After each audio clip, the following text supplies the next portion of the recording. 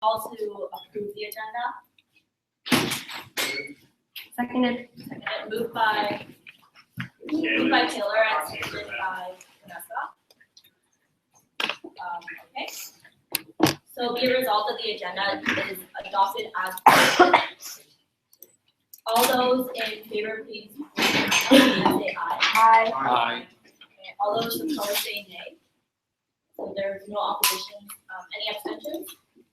Seeing as there are none, the motion moves that the agenda is to be adopted as presented.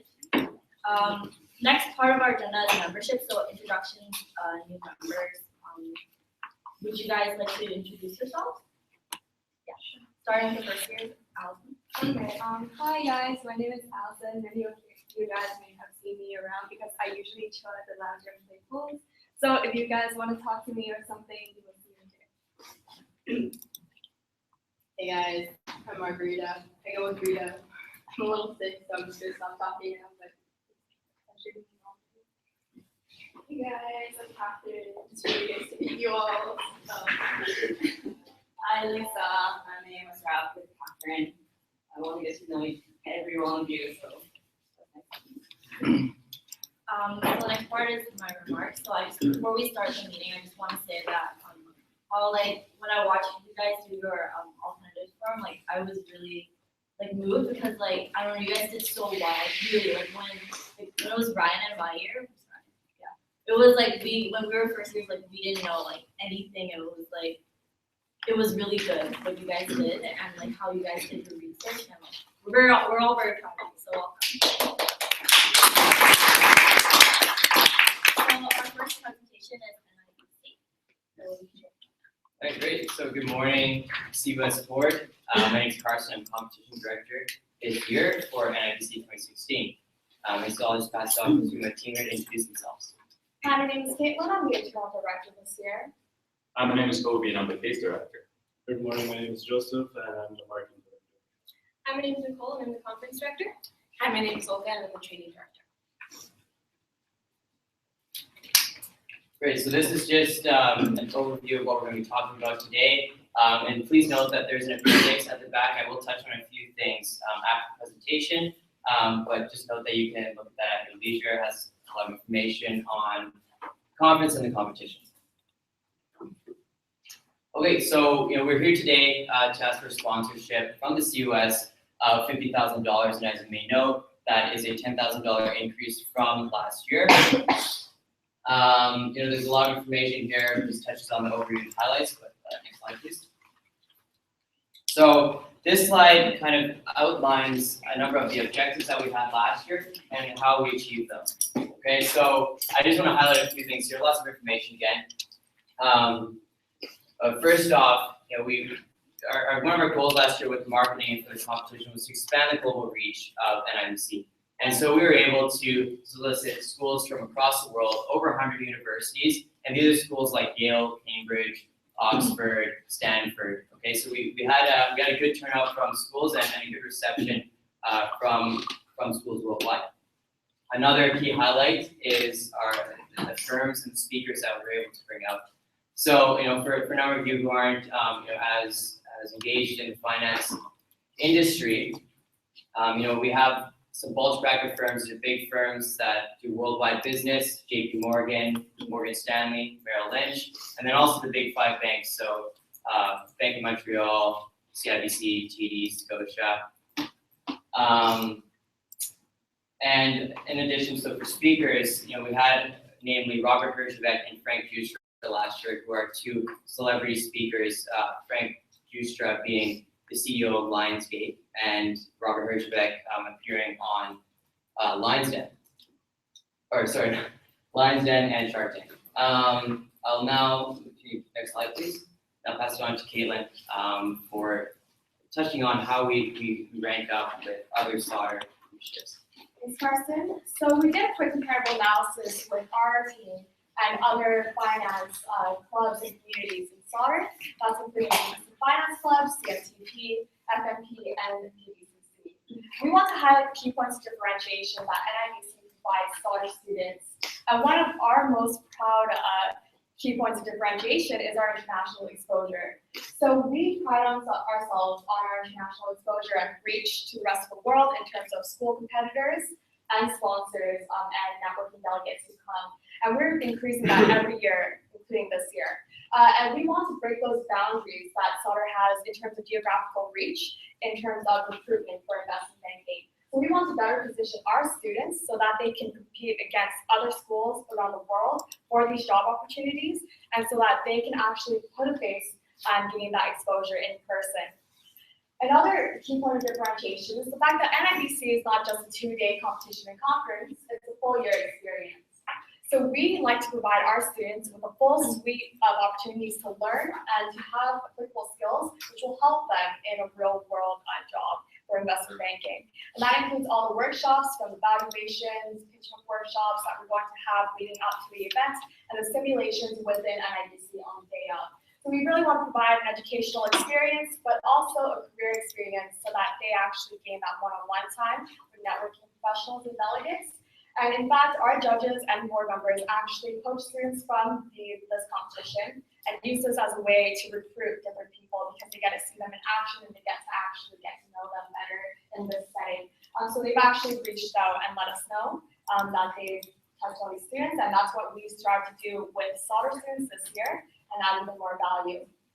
So I'll pass it on to Nicole to talk about how we're differentiating our competition and conference this year versus last year. So that we can better position our Sauder students and create that value.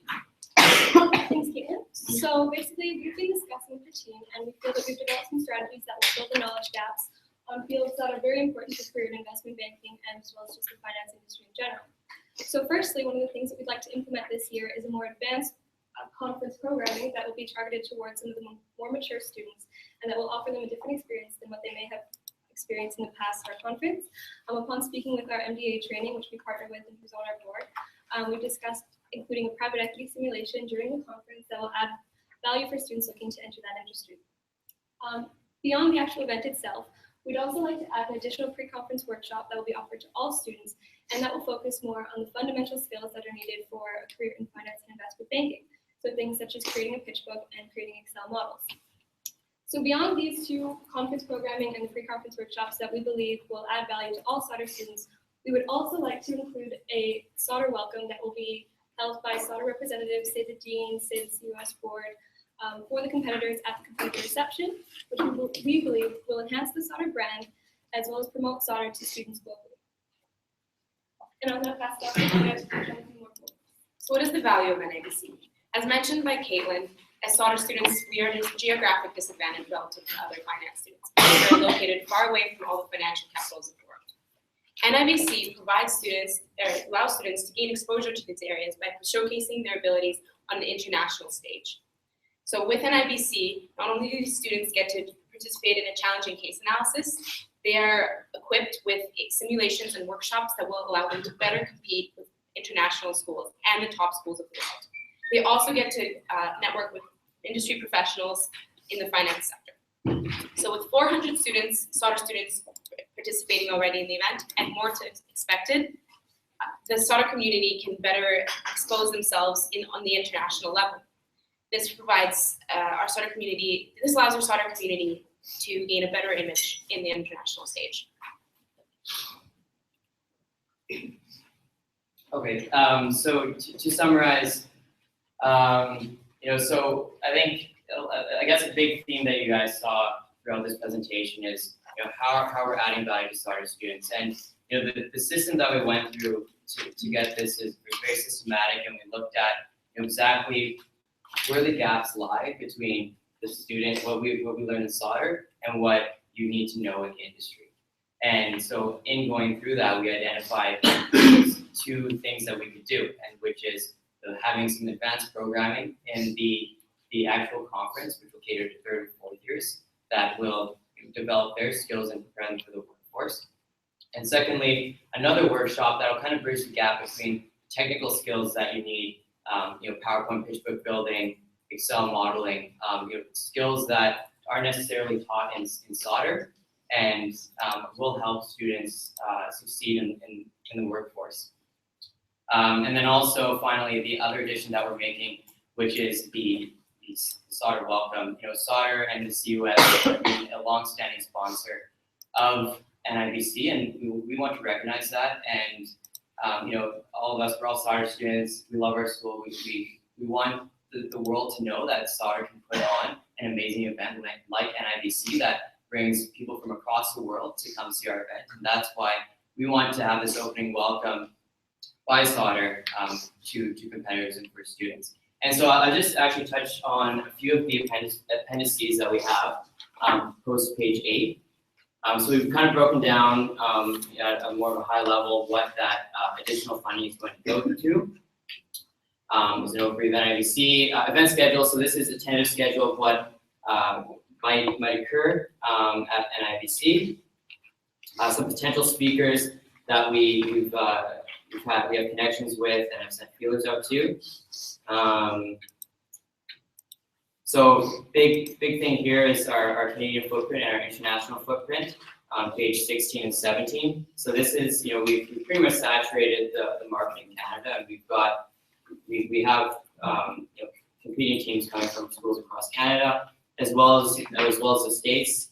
We've targeted all top tier schools in the states, along with Ivy Leagues, and also schools internationally, which has been a big focus for us in the past 3 years. And finally, I'd just like to touch on the professional involvement. So we do have a very supportive board that has given us access to high-profile speakers, companies, sponsorship, and such. And so I just want to note that that has contributed significantly to the success of NIBC over the past many years. So with that, I'd like to now open it up to any questions from the board. Thank you.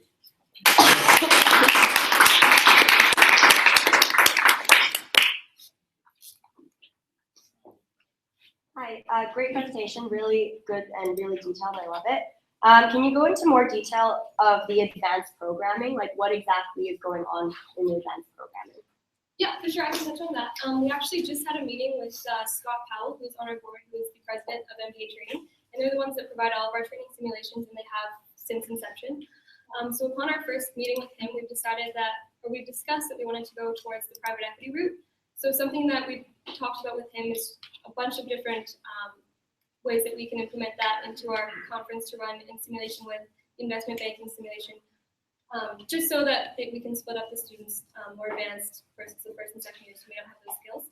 So for the private equity, I think that we have a few other options. I think that we may go for something more of a competition structure. So it'll be who can get the greatest rate of return based on a model that they're still in the process of creating. So as of right now, we're still in the discussion period about that, but it's definitely something that Scott is on board for. It's something that we have the resources for, and that we're really excited about.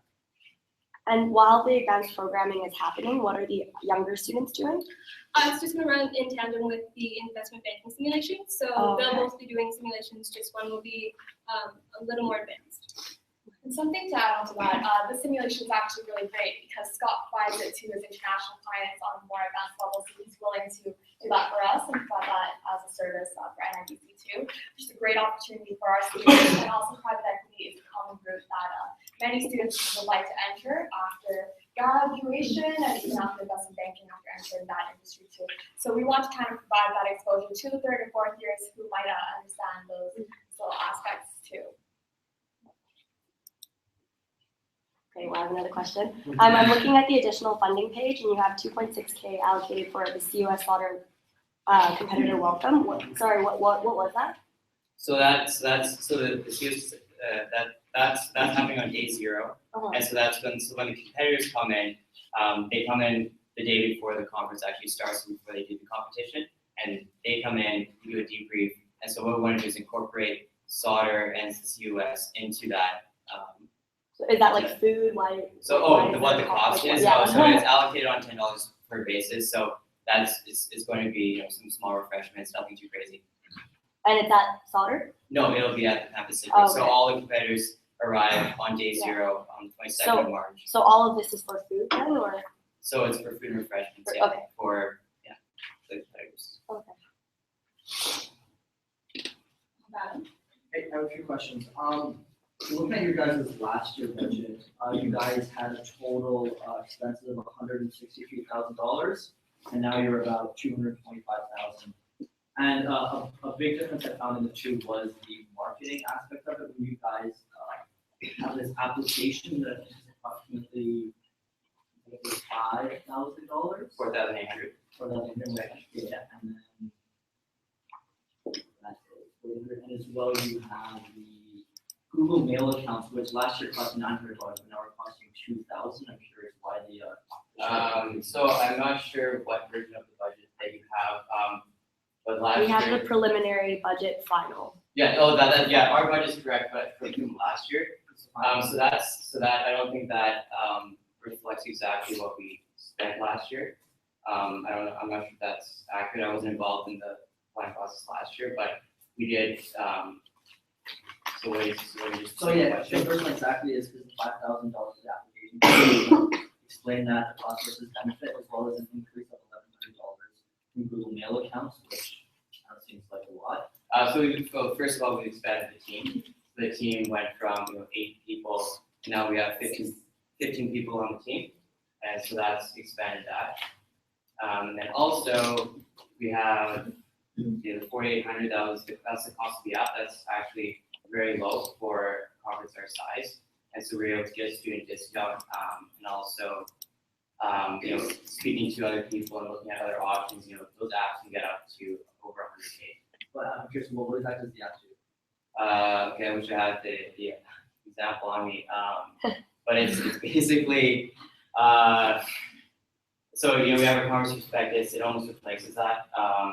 So you're looking at like conference information about speakers, agenda, Maps, key maps, information, maps, about the professional information, yeah. speakers. It's got everything. Wasn't that on just like a single sheet last year, or how was the information sheet last year? Last year was the app, It was the app, and also the prospectus. so last year the app was in place. Yes. The big thing the app adds is. So that budget, so we presented very early, right, in the planning process, and so we didn't fully account for what expenses we were going to. This was something that came up very late in the game. This was asked to be implemented by our board, and so we said, yeah, we'll run with it, and so we implemented that. So the cost, I'm curious now, if the app was made last year, why are the costs are you asking for the $5,000 from the cost from last year? Because if that's already no. made, why are you paying $400? That's not right. I'm confused with your question. Well, the app was Yeah. created last year, right? Right. So why is there another $550 cost for the app when it already exists? Like, is there a renewal fee? Like, No, it only works for I think 120 days. So you have to recreate it every year. So there's reformatting things, No, not every sure about that. 49 plus 50. No. Oh, yeah, No. So they you the literally entire- so the app you sign a contract works for 120 days and then it's released. So that's how these apps work, and that's how they get recurring revenues, these companies. And so you have to recreate the app every year From scratch. That's right. Okay. Another quick question I have is in terms of you guys, it said the new 10,000 allocation, 5,000 is going to the total ticket price subsidy. So that's going to be the reduction of the cost from 150 per student for CUS student to 120. Is that what that? So with the additional programming, that obviously will warrant an increase in price. So that subsidy is keeping the price down to where it is currently, which is $100, $120 per person for early bird. And so that will keep that price down there.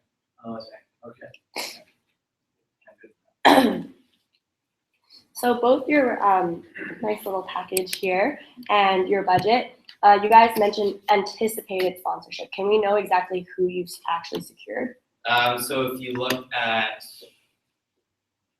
we actually secured as Yeah, of now. because it says anticipated, Oh, so I right, don't know okay, who you yeah, actually bought. So as of now, I mean, our conference is in March, and so we're currently in the process of sending out feelers to companies. And so, in the past, we've consistently been able to get around this amount of sponsorship, especially from the big 5, law firms, and a number of other companies, so we're relatively confident that we can achieve the same level of sponsorship. And if NNBC is such a like globally known or internationally known conference, how come it says here that you don't anticipate any sponsorship from the Dean's Office, alumni, and CC? I don't know, what's CC? Oh, Career Center, yeah. okay. So, I mean, the Dean's Office cut funding last year, and so we actually, one of our board members got very angry at them last year and contacted them. So I believe that they did support by buying a table at the gala dinner, but I mean, we can't be confident in that this year just because of the state that relationship is in.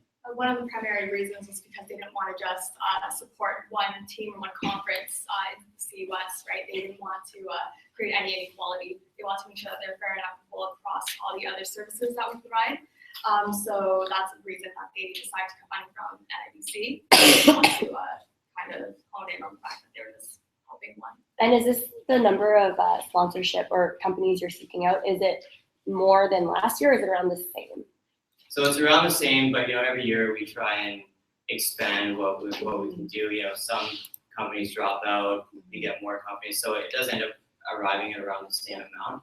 And with the current economic conditions, a lot of banks may not be able to put up the same amount of capital. A lot of the smaller firms, especially, we're not too worried about Big Five. We've already sent feelers up to them, and we should be fine as far as that's concerned.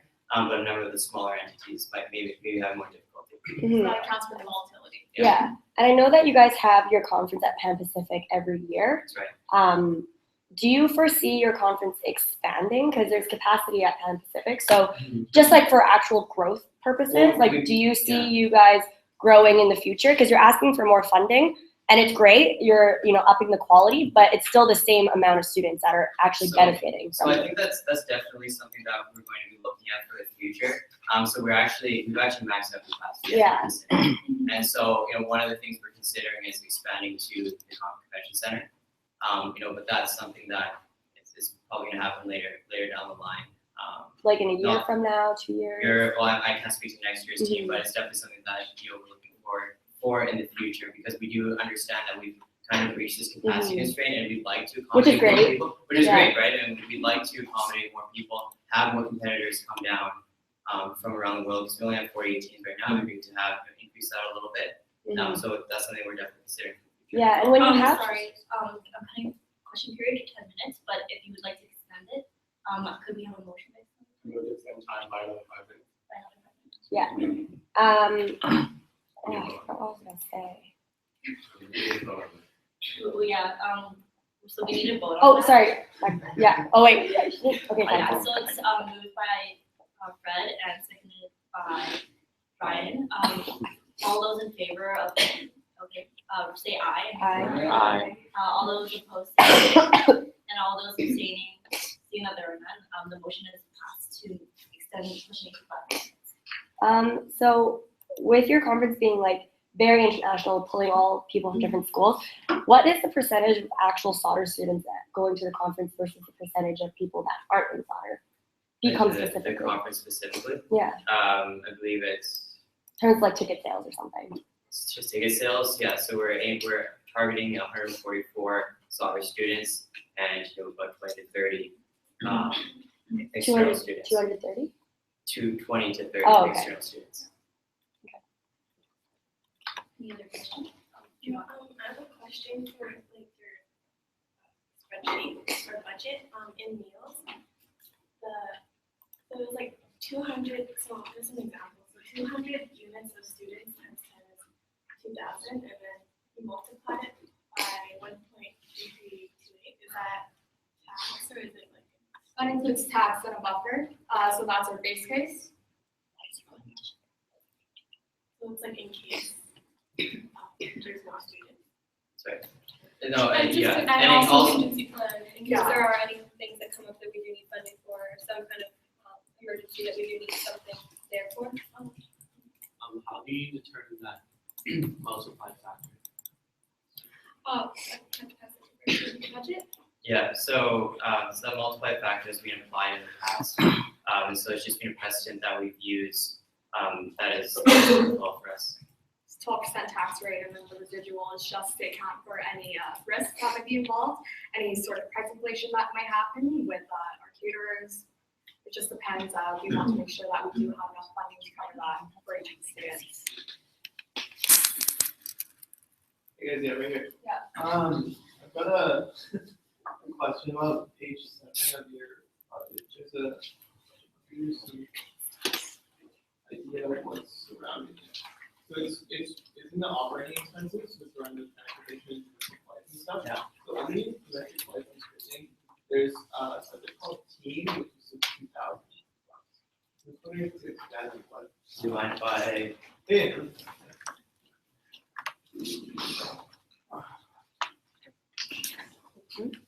Oh, that's our team. Yes, That's our team. Oh, Yeah. okay, I'm just wondering what the.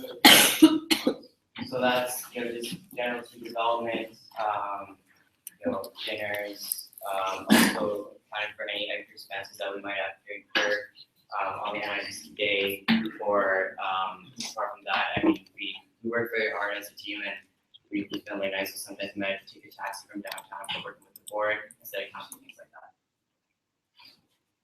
Okay. I saw that a lot of this 10,000 additional dollars is gonna go to ticket price subsidies. So I was wondering what prices would look like if you didn't get this $10,000 funding. Right, so, prices would look like 155 for early bird, and then, 215 for regular price for SAR students. For SAR students? So $35 increase approximately per head. Are these prices not reflected in your guys' budget? No, so what we've reflected in our budget is $50,000 funding. Oh, okay. Yeah. So wait, so if there's $50,000 funding, the price will be the exact same as last year for everybody?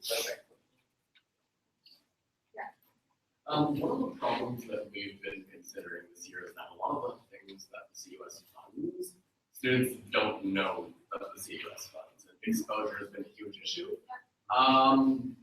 Just looking at your page right here, yeah, I can understand why some of the top are near the top, but the CUS is right at the bottom.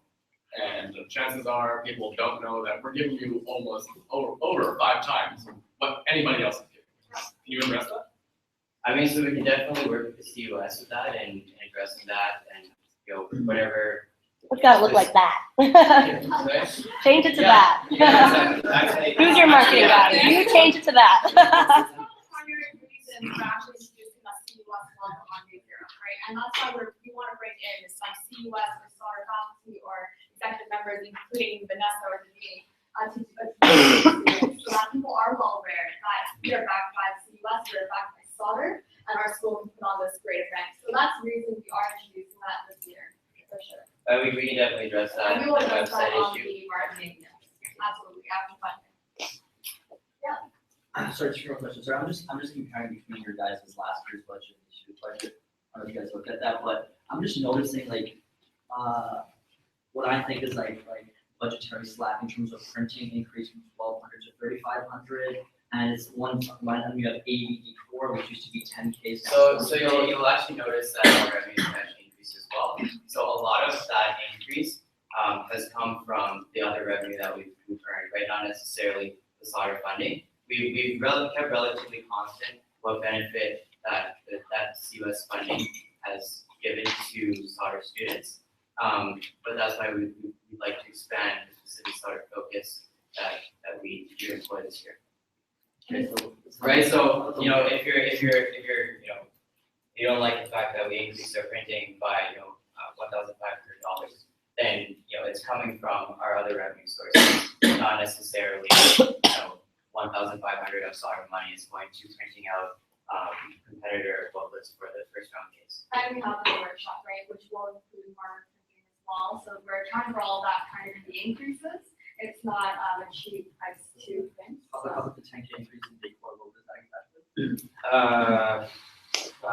Decor, that's the gala dinner. Yeah. So just overall, like, lighting, or hold out banner AV, centerpieces, quality lights, all the things that go into the gala dinner. I'm not sure if you've been, but it's very nice.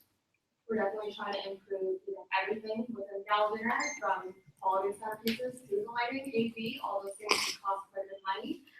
So we want to make sure that we can make it even better this year, and with that amount, we would be able to.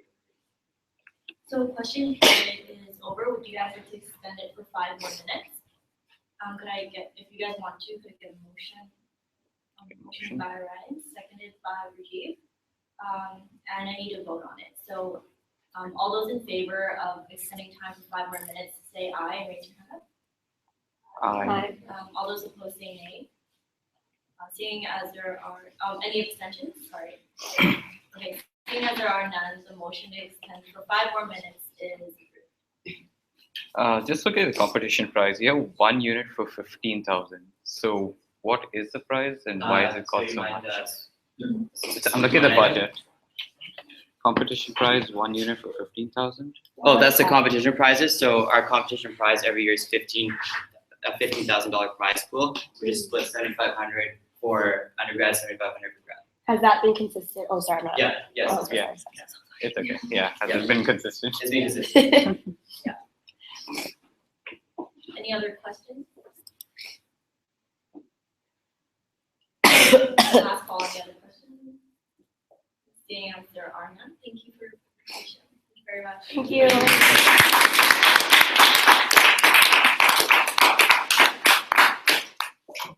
Our admin director, Angela, will get back to you guys on the results in the next couple weeks or next week, hopefully. Okay. Thank you, guys. Enjoy the rest of your day. The next up is motion.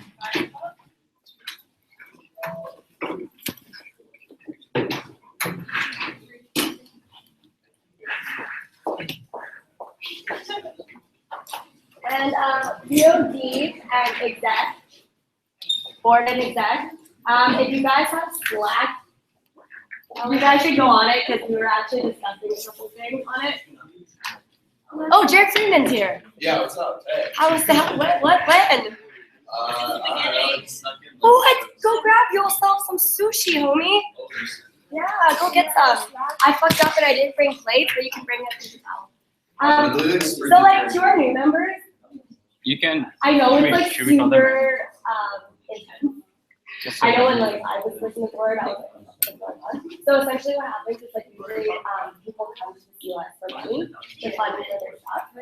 And so if it's over 10K, they come to the board. If it's under 10K, they go to the exec. And basically they just do like pictures and then later on discuss the budget and whatever. So you really have to figure out like, what would my year want? Like, would my year want $100,000? And same with me.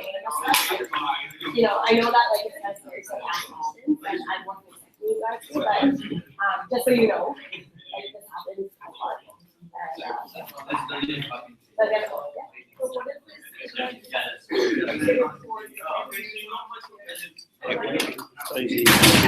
Well, for example, like I know that you guys like like a great question.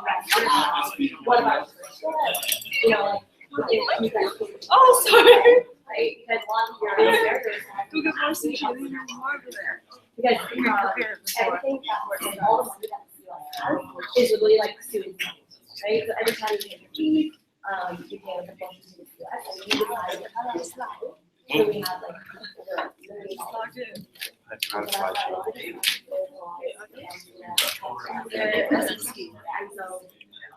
That takes like a while.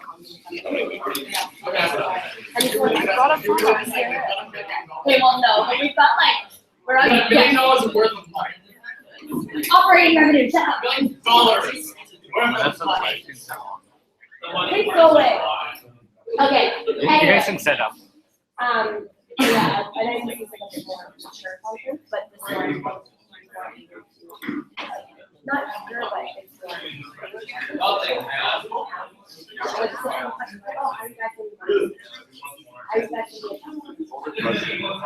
That'd be really great.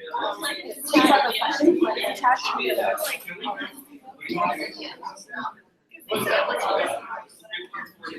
Yeah, we did.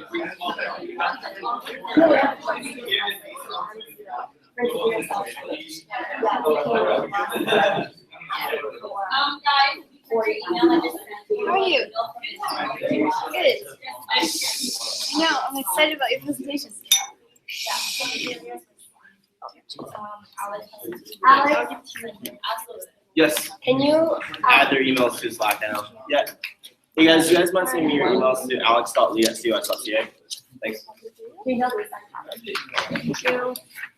I think people just don't like me. They just don't get. I think I'm seeing my phone. Is that the one that keeps beeping? If you flip it, there's like a CUS sticker on it. Yeah, I think that's mine. Thanks.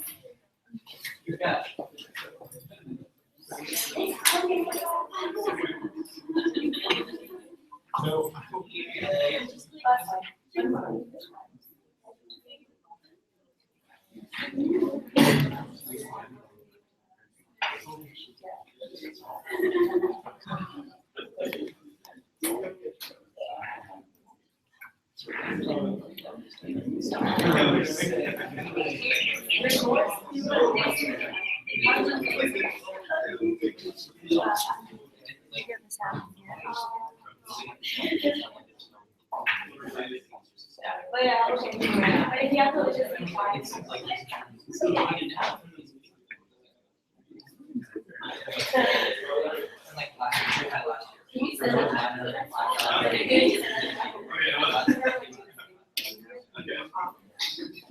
Yeah, go back to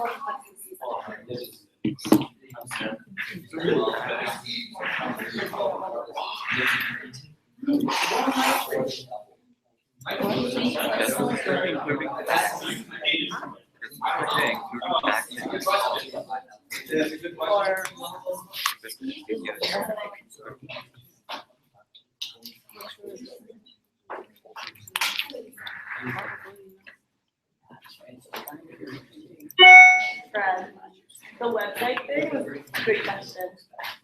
I think it was back here. They have to be said. Were you thinking it? Sorry? Were you thinking it? Well, Taylor told me before they presented, and I was like. Again, we're on a live. Okay. So we're gonna start the presentation now. Okay, so hi everyone. First of all, thank you so much for being here on a Saturday morning of Thanksgiving weekend. Today we are from the UC Solar Enterprise Club, and we would like to introduce you ourselves, also our conference, and our past. My name is Lee. I'm the Vice President External. I'm also a fourth year marketing sustainability student. Next to me is Alicia. She's the conference vice chair, second year become student, and Fran, the co-founder and also 2014-2015 conference chair and a Sauder alumni.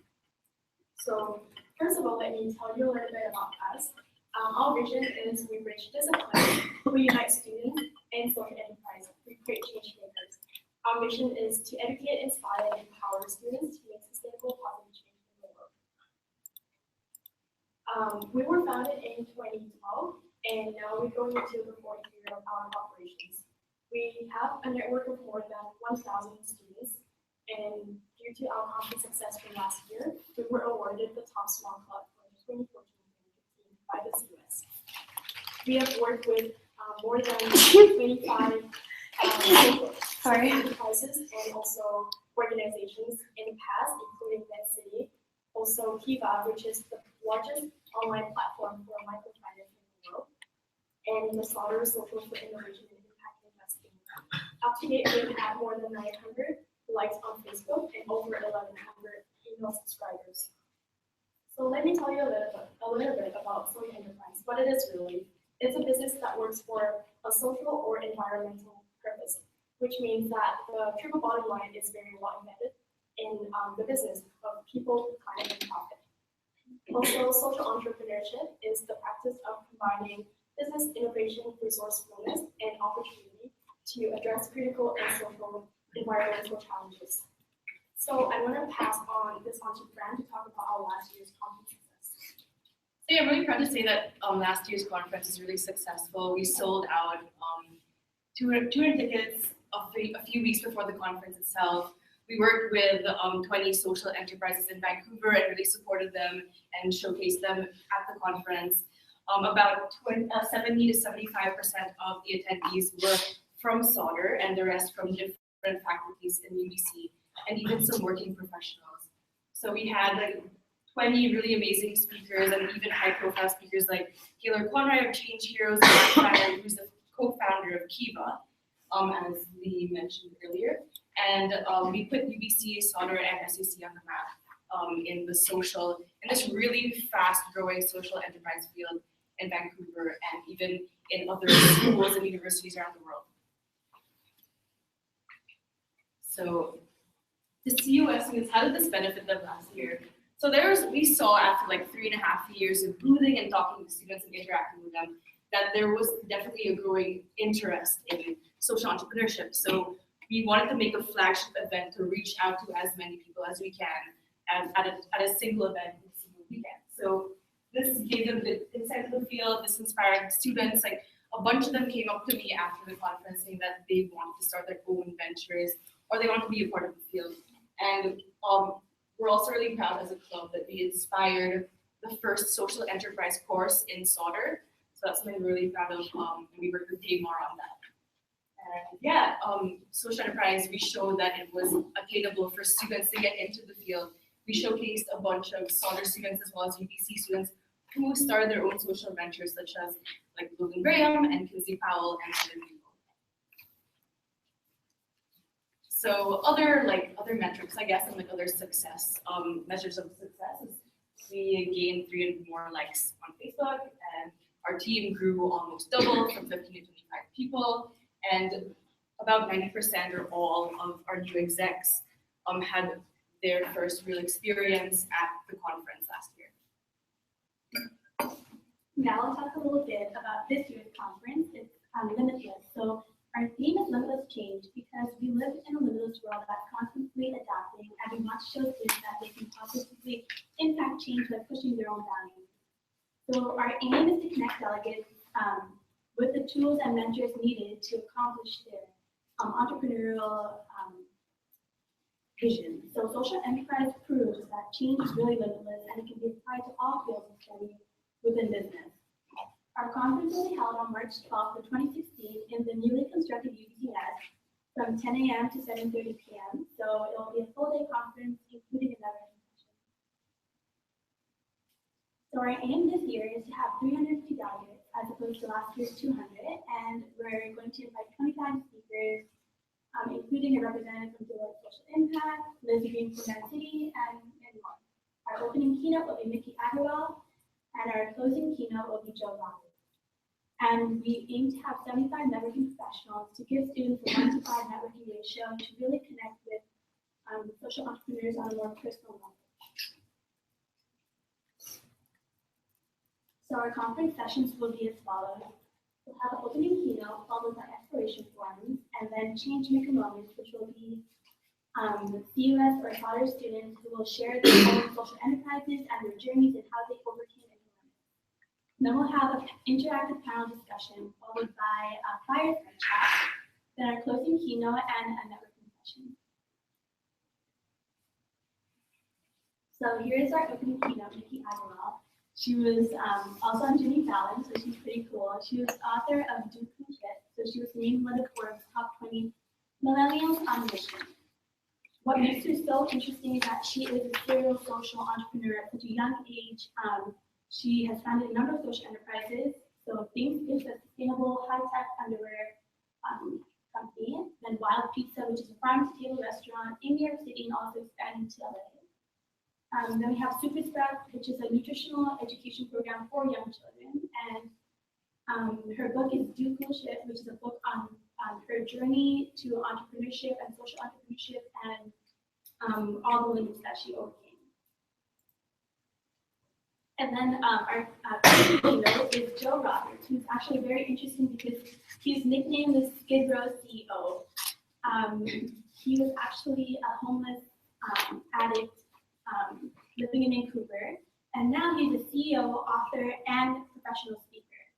So he's running a Push for Change campaign, which is a systematic approach to end youth homelessness in Canada. So now that we've given you a bit of our background, we want to give you our ask, which is for $15,000 to cover our speaker fees. So Nikki Agarwal is $6,000, plus Joe Roberts, who is $7,500. to hotel accommodation for the remaining 1,500 to total 15,000. So you would be wondering, what are the benefits of this conference to CUS students? First of all, this is a conference that brings students the opportunity to have access to a network of 450 students, social entrepreneurs, and industry professionals from various disciplines. Students have the opportunity to not only interact, learn, and be inspired by the social entrepreneurs, our speakers, but also the students that come from various faculties to exchange ideas and learning experience.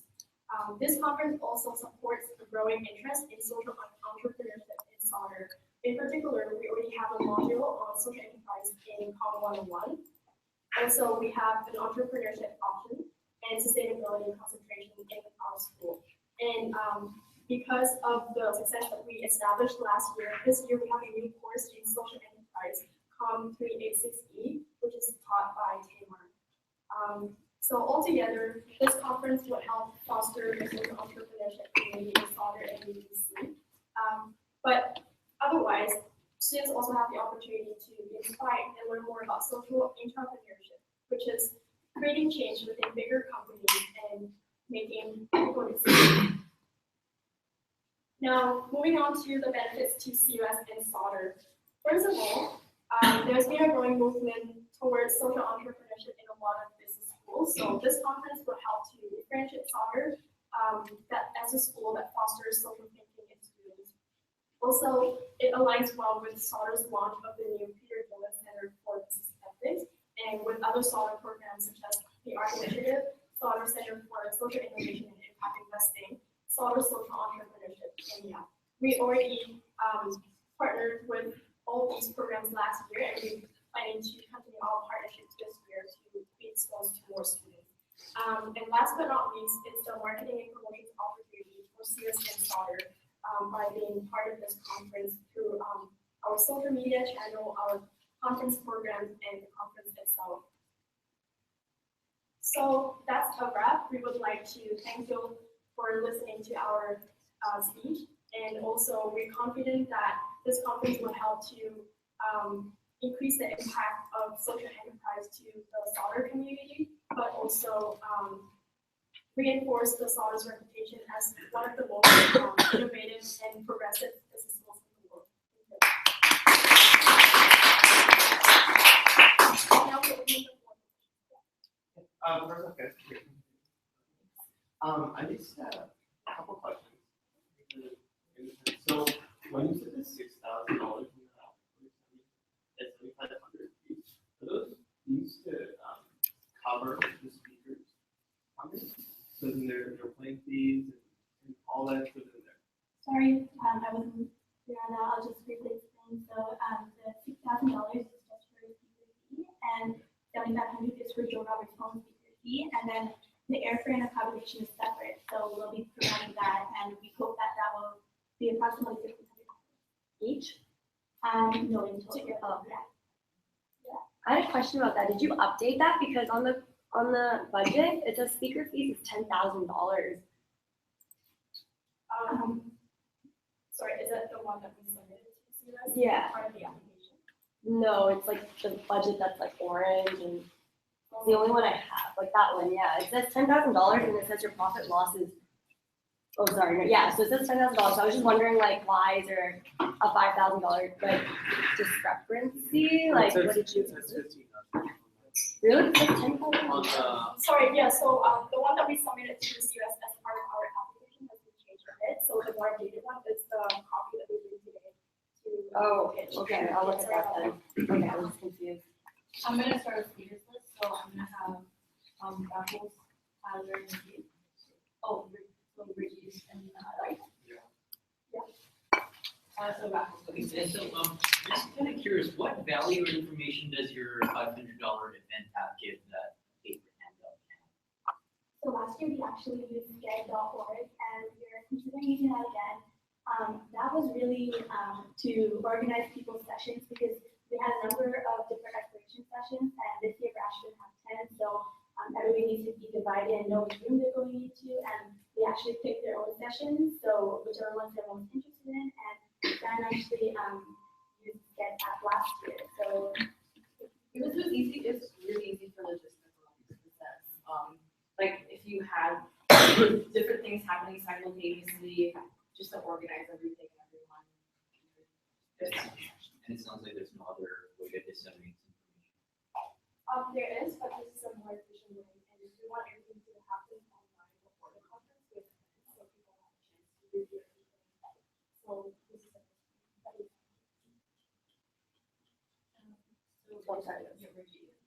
Yeah, just real quick, on your budget, there's a part about the ticket selling booths, there's 2 items. Food giveaway and decorations, which makes sense, and then there's way to attract the crowd.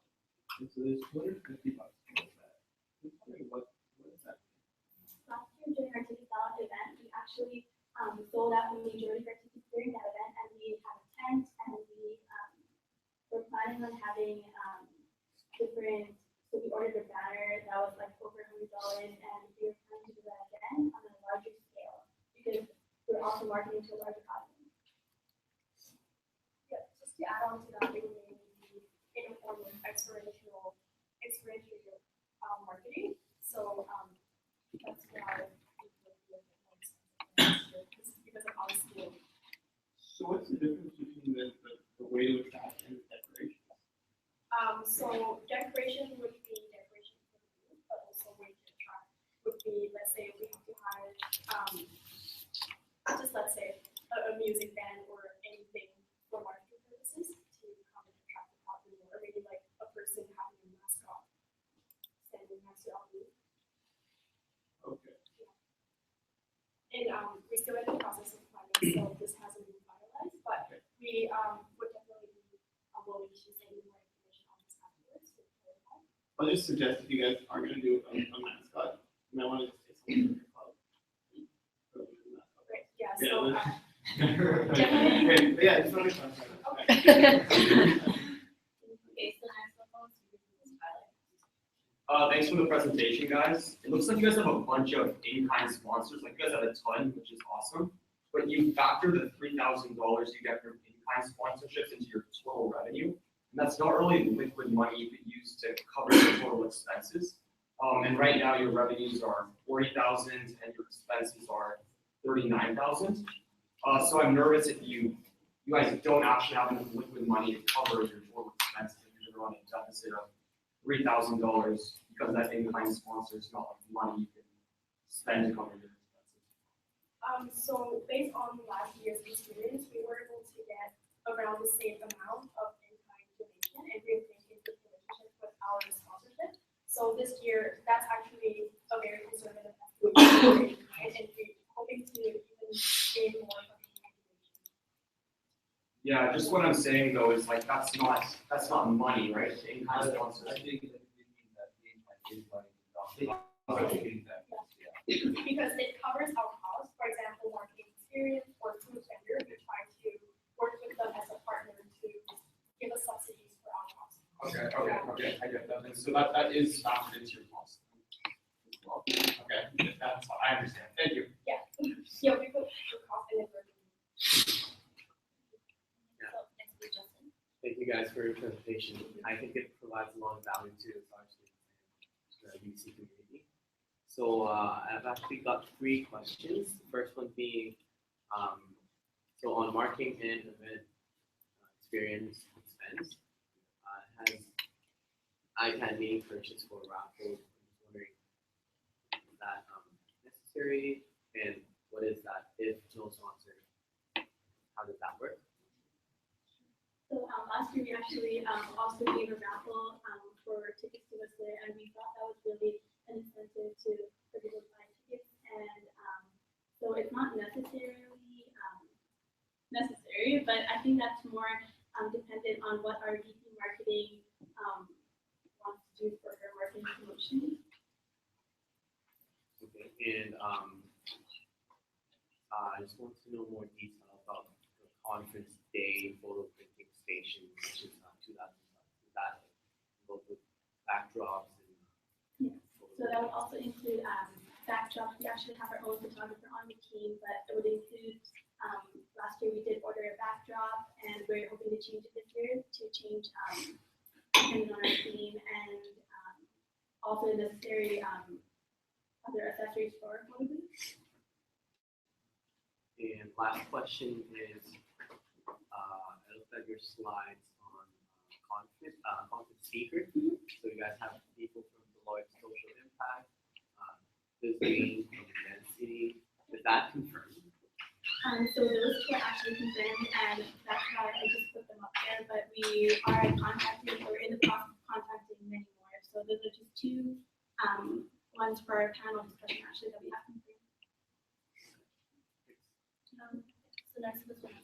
So what were some things that didn't go well last year? Because I'm sure that your conference, I think last year was a pilot year, right? Yeah, so what were some things that didn't go so well that you're gonna change for this year?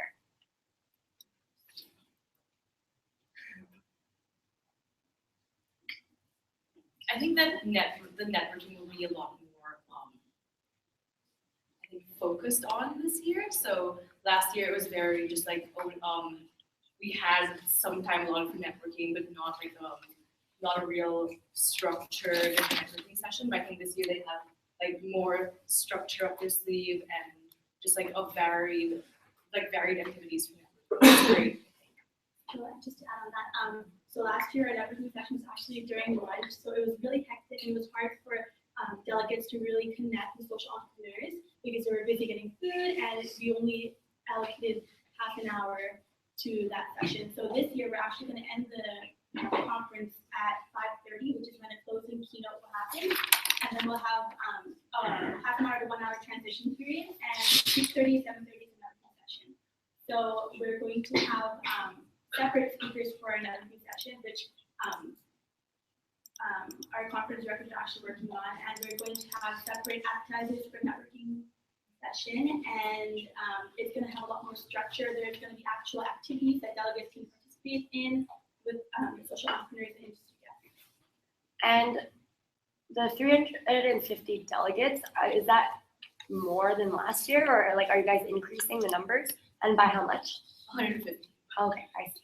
And for last year, did you find that there was a lot of interest from people that weren't in Sauder, or were all of your attendees from Sauder? BCom. Yeah, about 3/4 of the Okay. people were from Sauder, which is great. The remaining 25% were a lot of industry professionals too. Okay. I think the fact that we have also people from various disciplines from different industries and classes add a lot of value to our students because they have the chance to interact and widen their understanding across the field. So we plan to in that this year as well. Okay. And again, sorry, it's in Sauder this year, right? Do you foresee it going out of campus in the future, or no? The conference actually was held in the UBCS. Oh, Which okay. is already actually booked. So these are the rooms booked. And the majority of the conference will be held in the Great Hall, which we can fit like 500 people, and then we have a number of breakout rooms for the activation forum. So I'm gonna cut off question period because it's been 10 minutes. Would you like to extend period? Question? Like to extend the period. Yeah, for 5 minutes, that sounds good. So moved by Allison, seconded by Rita. Can I get a vote if you would like, you would agree to extend the time for 5 more minutes? You raise your hand and say aye. Aye. Aye. Any opposition or nay?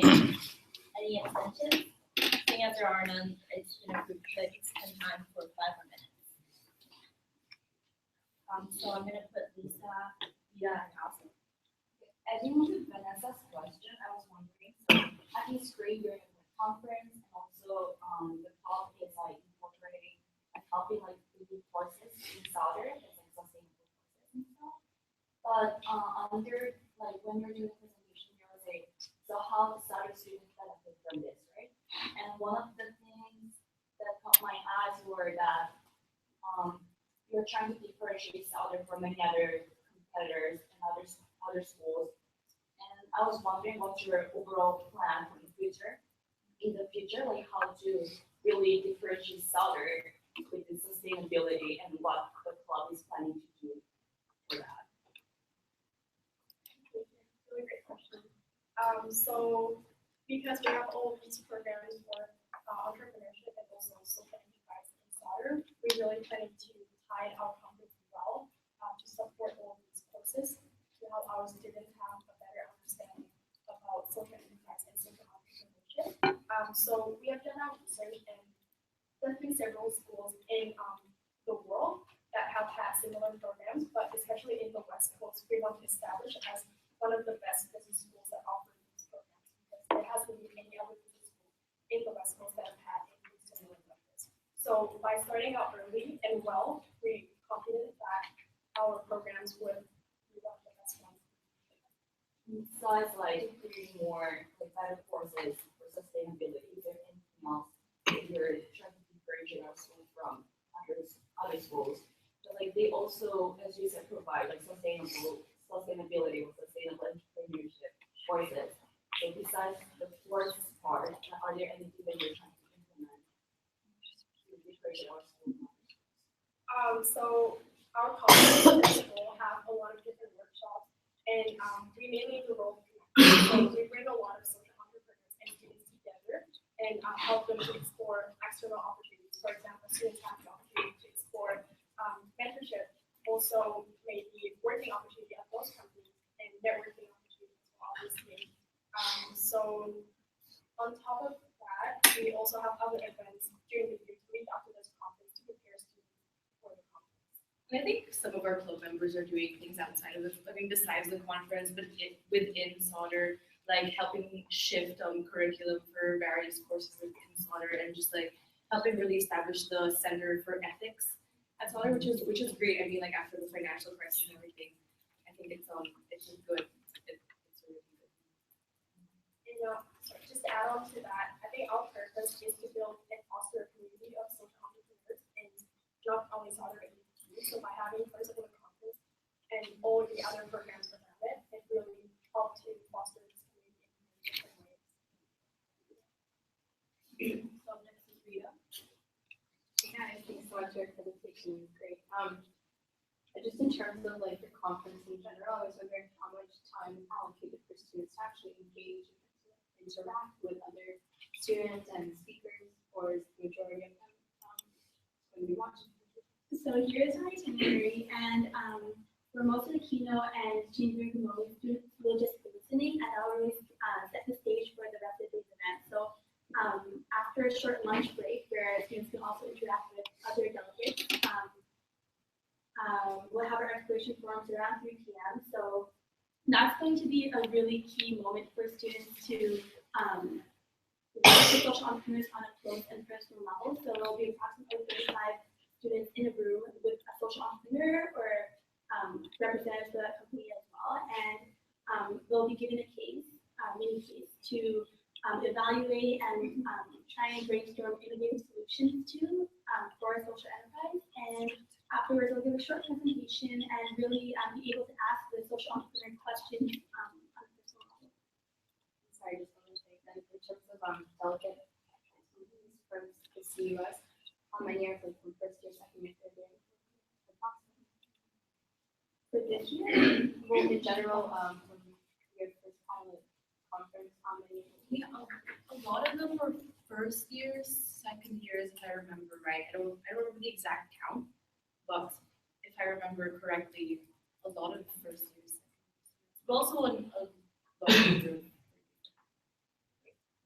I would say 70% of first year and second year students and 30% third year and fourth year students.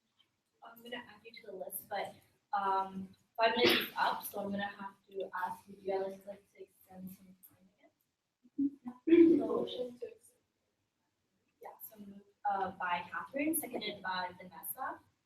All those in favor of extending for 5 more minutes, raise your hand and say aye. Aye. All those opposed say nay. Any abstentions? Seeing as there are none, it's been approved to extend it for 5 more minutes. So Allison. Okay, so I was looking at the conference budget, and then under other, it says the signal loss image for the conference is not confirmed, and I see that it's around $3,000. So with such a significant amount of money, why are you guys not confirmed? And signage for the conference seems to be really important for the conference. So why are you guys unsure? So the conference is actually going to be in 2016, so we still actually had Panorama as a partner with us. So this year we're hoping to reestablish that partnership and I think get in-kind sponsorship. You were an in-kind sponsor last year, so our signage was.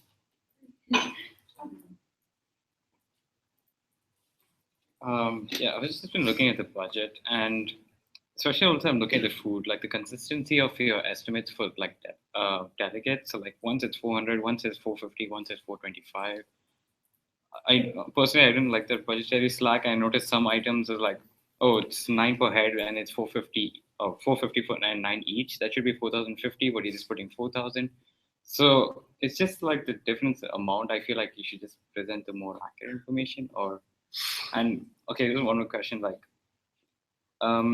the lunch, for example, it's estimated at 1,250 per head, and there are about 400 estimates. So the exact figure is like 12.5 into 400 is 5,000. So is that including tax or not counting tax, or just elaborate on that? So our numbers are actually estimated from last year's spending. So we actually got the figure for each delegate and we multiplied it by 350 for the number of delegates. And the different numbers, just to clarify that, is the higher price numbers are actually for VIP luncheon for the speakers, because we do have to pay the speakers and industry guests that actually are coming from the East Coast. And that's why the prices are different. And the delegate lunch is a lower price, $12.50 per head.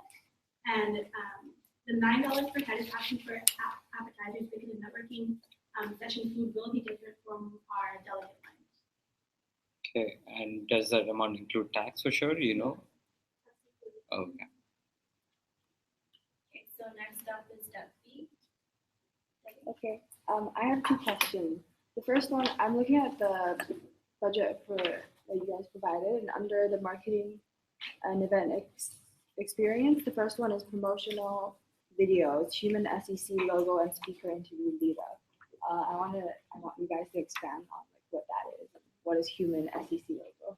So last year we actually had a really great video made for us with the drone, and a lot of people really liked our promotional method, and we think it was really important. So Fran actually helped us that year, but we're not sure if they can do it again.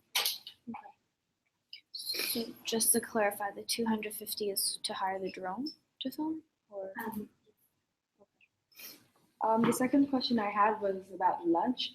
Just like when Ryan was asking about lunch, you were saying that the speakers, the delegates that you guys fly from the east side, they eat like a VIP lunch. Then do they mingle with students during that time, or do they go to the separate room and like eat their own lunch? So we'll actually be feeding the speakers and networking professionals beforehand, so they actually have time to network with delegates. Yeah. Okay. So it's separated. Okay. Yeah. So next up is Justin. So I'm just wondering why the ticket sale ticket price would be $28 when say like other conferences meeting like 50, 60. Yeah, because I know that you guys just launched, you guys might want to keep it down to attract more sales in the first year, but now that first year is such a great success and you guys adjusted the ticket sales to be 350 by 75%. So I think it might be reasonable to increase price a bit. Really great question. We actually have thought about that a lot, and there's a lot of discussion going on. Last year, our ticket price was $12 for a CUS student and $15 for any other student. And our purpose by doing that is to really keep a great access level for students to be able to attend the conference. So giving them the opportunity to be part of the conference can be really. So we work hard as a team to get sponsorship and other in-kind donations to subsidize the conference. It enables for students to be able to come as quickly as possible. Okay, so that's all. So the last person on the speakers list is Catherine. Does anybody else want to be added in? Okay, so Yeah, so I see on your budget that you have a lot of sponsors, you're intending to obtain a lot of sponsorships. I see that they're not confirmed from various AMS conferences. And that CUS, your start date, we're hoping to get $15,000, which is like the largest amount there. My question is like, at your conference or throughout the experience of creating a conference, how are you going to cater to each of your sponsors and sort of start to see what that looks like in the context of CUS sponsoring as well? Great. So because CUS will go into be our biggest sponsor, we plan to ask our speaker to give a verbal recognition during the conference to CUS only, no other sponsors. And so CUS would have the best benefits for marketing and promotional experience for our conference. Just a follow-up question, if, for example, AMS Sustainability requested that they have a booth at your conference, compared to CUS's $1,500 sponsorship, hypothetically, how would you react to that? So if they ask for the booth, we could definitely offer CUS as well, first of all. But verbal recognition from both of our speakers would all go to CUS. And second of all, I just wanted to add to that. We actually made a really great sponsorship package. So we have different tiers for all our sponsors, and it's just a project, so we can say a little bit about that. So we have 3 tiers for our sponsorship. The first one is over 5,000 for visionary sponsorship. Second one is between 2,000 to 5,000 for official sponsors, and everything else will be different partners and in-kind donations. We offer different tiers benefits for each of our sponsors, but most importantly, we're willing to have further discussion to find the best benefits that fit with the needs of each sponsor. So it's not set in stone benefits that we offer. We always want to discuss furthermore. Just a quick example from last year, actually on our delegate books, we had the printed logos for all our sponsors and also on our website. And those are just a few examples of how we're going to promote our sponsors. Okay, so thank you for your presentation. Seeing that this Great.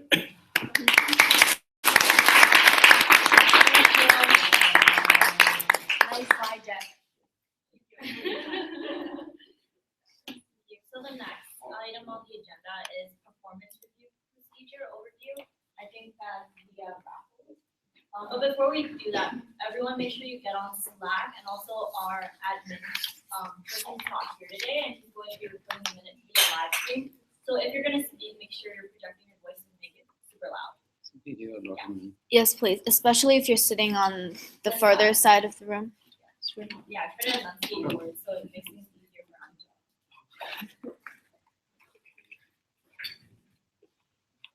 Yeah, so Raffles with us sent me a bunch of slides yesterday, and I sent them out to your email, so just check it out.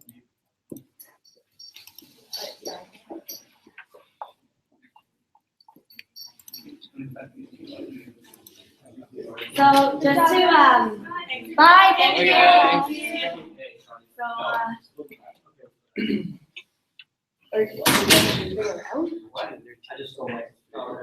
oh yeah, use this downtime to get more food. Yellow. Do you just set up?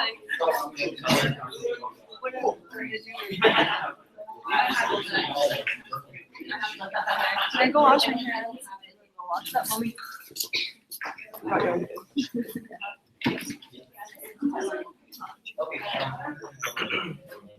we taking a break or no? I have no idea. There's 2 photos. Like, did you vote? Sorry. Well, there was 2. So they want that. Yeah, kind of. Okay, we should verify this. Okay, sounds good. That's awkward. That is, I know. Just stretching it out. You've been doing this long. Is this like stretching period? Jared Freeman, I'm so excited that you're here. Yeah, Do you have something to tell us? it's What? basically just like speaking to you guys in person rather than by email, because like. Oh. Steve knows you now. Okay, do you want to wait Did you till mess up after bad? the? Yeah, I'll just chill. Okay. Did you mess up bad? What? How bad did you mess up? It's chill, yeah. it's Raph, chill. can I preface your Don't worry. presentation before you start? Yeah, of course. Okay, when everyone comes back. Wait, does Ben have a proxy? No, Yeah. I don't reply to What? emails. Does Ben have a proxy? Yeah. Yeah, I mean. Oh, I got you. Like we have Ben. Lisa, you can add it now, so you just have to register. Sorry? Your email's been added, so you just have to register for it now. So just, yeah, just check your email. Oh my god. Oh my god. Check their email, there's nothing there now. I was like, the whole time you thought Taylor was Ben? no. Taylor's been a dad. Taylor's been a Ben.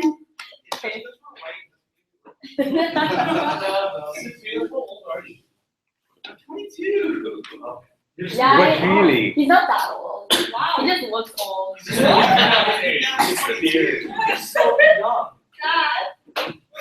My favorite part was when Taylor wrote on the internet is an interesting place. I'm like, yes, I'm fine. Just stop harassing.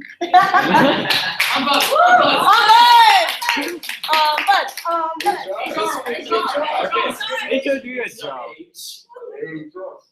Dude, Taylor, I'm 23, so like. Wait, you're 23? Yeah. Only? Do you actually have kids? No, I do. Yes, I do. No, I was on the CISA event page. He was like, thank you so much, CISA, for the amazing turkey dinner. I even had some leftovers for my kid. I was like, what? No, it's Bonnie thinks like it's like Bonnie and I. Every time we see each other, we talk loudly about my potential, and so people are like, and it's. No, I've just been setting up in classrooms, and I had students come in and be like, "Hi, is this the accounting class? Are you Professor Kang or whatever?" And I'm like, "No, you should just be yes, you." But yes, you're late. Out of the past. Yeah, where is Worthington? Just start trying to teach them. Where's Worthington? Are we eating this? Are we eating rice balls? Damn it. I just messaged him saying it's important. Are you going to make ASAP? And he didn't. So clearly. No, he couldn't, he was late and he had to do work, so he's watching it though, he's watching the live stream. And he's on Slack. When he was on Slack, he was Does anyone actually watch the live stream? They usually watch it like after the fact. Yeah. Michael. Or we watch it during the meeting. It's like that one view we have. Oh, that was so great. She must have so much hate. When do we not? He said, so I put a reply to the vendors. I replied. Yeah. Good. Yeah. I replied to the vendors. I'm so addicted to Orange is the New Black. Oh, like It's so bad. Is this some? But Yeah, so you good. can't pause the live stream, right? So they'll hear discussions about TV shows. Running in the middle. By the way, guys. Come on, get on I Slack. reset my browser history. I can't find the contact. Our little heart murmur there. Yeah. What just did, like, pulled me aside, he said, I gotta tell you something, did Raph tell you? I was like, what? He's like, did he tell you that I'm coming? And I was like, what? He's like, ah, I'm just kidding. I was like, oh, you test me. Why is he? No more resignations. Siobhan, get on Slack. Yeah, get on Slack. A lot of harassment is You're off Slack. Okay, so is everyone here? Okay, so to preface Raffles' presentation, basically we've been talking about performance reviews since the summer, like all the fluffy stuff about why we're doing it. And so if you have any questions about, because it's important, and also like keep in mind that like it's still like the pilot year for it.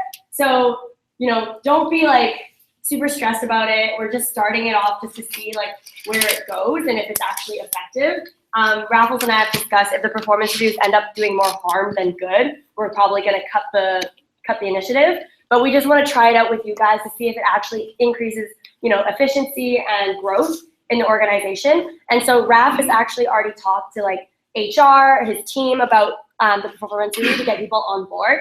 So the basis of this presentation is for Raph to really go through the timeline, the more like, you know, nitty gritty of stuff. And Raph, if you don't mind, during your presentation, also talking about it as if people don't really know about it because we have new new people here, so that'd be really great. All right, But yeah, thanks guys. All right, so Vanessa, thank you for prefacing that, and I just want to thank you, BOD and executive members, to just taking the time to really understand this process. So I'd like to give you a bit of a background and just start with the why if we're doing this again. So we're really not setting this up to be an employer versus employee sort of confrontation, but rather this process is set for us to achieve these three outcomes. And it's to really give you the intent of and clarity of how you can improve in your individual portfolios and accountabilities, and how we as an organization can sort of support you down that journey. And so by the end of this conversation, you'll be informed of what your constituents care about and their impressions of your service levels to them, what you're doing well, and also get clarity on the steps you can take to improve.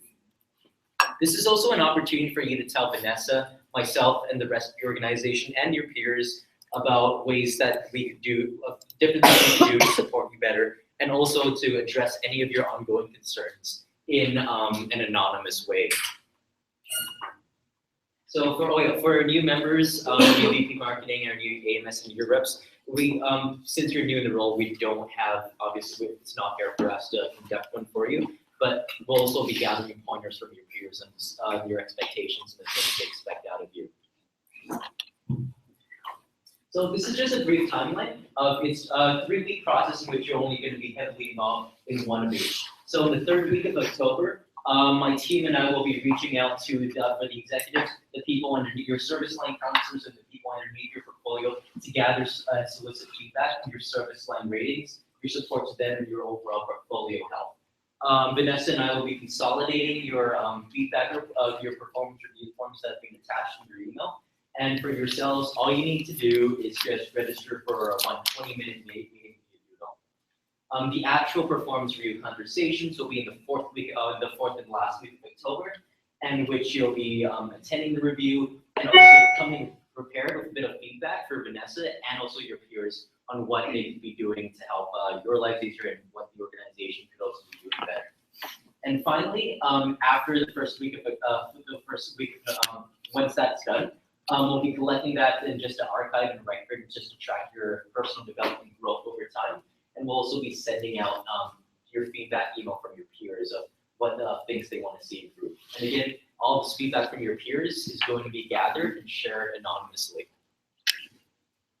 And let's just talk about the meeting, what the meeting itself is going to look like. And we've decided that we really want to break the monotony and like the tension of having this in the boardroom or in the classroom.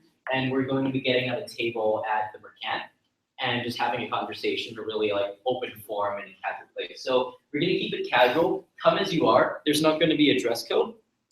And during the actual conversation, yes, we're going to have that document there for archiving and just for just have like similar to an audit trail, have that paper trail behind us. But we're really focusing on the people side of the conversation and not the process side.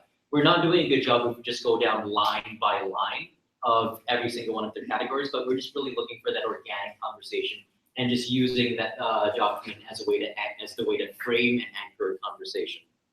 And finally, we also want to hear from you. Come with some thoughts in mind of what your peers and leaders could continue, stop or change to help you do your jobs more easily. And on the point of peer-to-peer feedback, we were thinking about getting one of the exec, like you as an exec or you a BOD member to evaluate all your peers, but we thought that that's not feasible for time, as well as just it's not practical because not all of you work with, let's say, certain members of BODs or certain members of the execs. So what we're going to do instead is just called a modified critical incident report. So you'll just be recalling from memory if, in a case in which you had to work cross-functionally with another BOD or exec member, the actions they took to lead to like positive or negative outcomes. You can just simply frame that in, like a star format. You guys familiar with that? So basically, the situation in which you were working with the other person, the task you're given, the action they took, and then the result on your portfolio health or your accountabilities. Star format, you can Google that for a more detailed breakdown of what those steps entail. And yeah, so this will take a grand total of 20 minutes. And also, just to touch on the metrics that I was introduced in the last VOD meetings. The standard ones we have across all members are attendance, professionalism, contribution, before we break down the specific accountabilities depending on your role. And just for the interest of time, those are available in your Word documents that are sent out. You can read, you can go through those in your own time. And finally, that's really the entire presentation and process of how we'll be going through this. And I just want to say again, thank you for your faith and confidence in this trial run. And again, this should be motivational, valuable, and this should make you feel better about yourselves and the organization by the end of this. If you feel otherwise, if you feel frustrated, angered, or just confused by the end of this, this means I'm not doing my job as the HR director, making your lives easier. And yeah, this is really here for you, to have clarity on how you can improve your personal development. So I am now open the floor to any questions about the process. Not a question, but just to add on. So during this conversation, I'm also hoping to talk about like things that you maybe put in your accountability report, or you know how the progress is going with your passion projects, if you're even thinking about it already. Because my goal is to really ensure that at the end of the year, like you have something tangible that you can like be proud to say about. So it's not really more so like, oh, you're not doing your job or whatever. It's just, we just want to make sure that you're getting the most out of your experience, either as a board member or as an executive. So just keep that like frame of reference in mind. It's not something that's supposed to like I don't want to tell you that you're doing a bad job or whatever. I just want to make sure that you guys are working towards something that you guys can, you know, really say that you had a lot of value added to. So. No. If I was given budget for this, sorry. You get water. Actually, we don't. We could look into that. If you know, if we have Are these going to be put on the website? Because I know for each member we're going to have like a. Well, it's going to be internal, but we can put the rubrics on the website. Okay, great. Again, thank you so much for your time. Yeah, and please, they're like 20-minute time slots. Like, I know everyone's busy, but these are important. So just when you're filling out the doodle, like actually, like don't bail on these meetings because you know they're pretty important to us. And yeah, it's literally a 60-second block. Be flexible, okay? Okay. Great, thank you. Next up is website wireframes. I think that's Yeah. So like super quick, I already put it on board and exec group, but I noticed I want everybody to read it. That was sad. So sorry. But also like to the new members, they haven't seen it yet. So yeah. But basically, status update on the website. So essentially, wireframes are done. I showed you guys that service council retreat, and to the new members, I can email you guys the wireframes and you guys can look through it yourself. I'm not gonna really repeat too much, but I just want to quickly show you the design and just want to get your impression on it, because Jennifer and I are compiling a feedback document to present to the company that we're working with. And since this is like, you know, something that we're all gonna look back on, like we're hoping that the website will last at least 5 years. So that's really exciting, and we want everyone's input.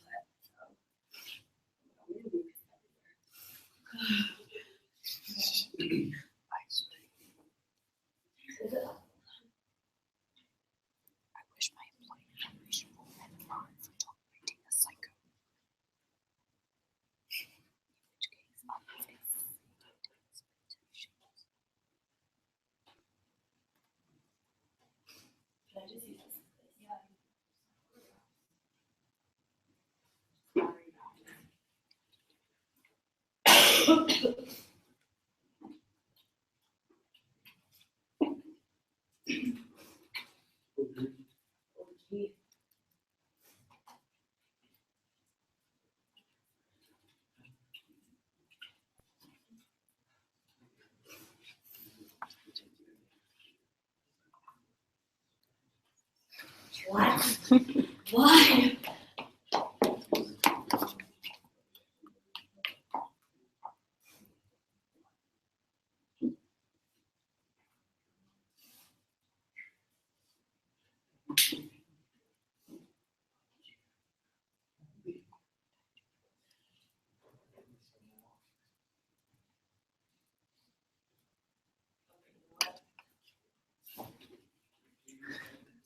We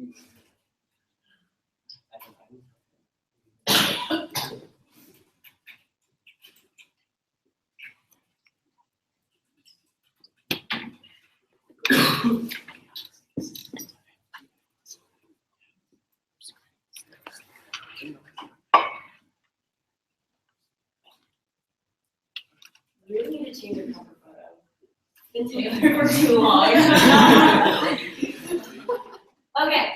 Should be room in the head. You should. All right, so just so that you guys can see the compare and contrast, this is our current website.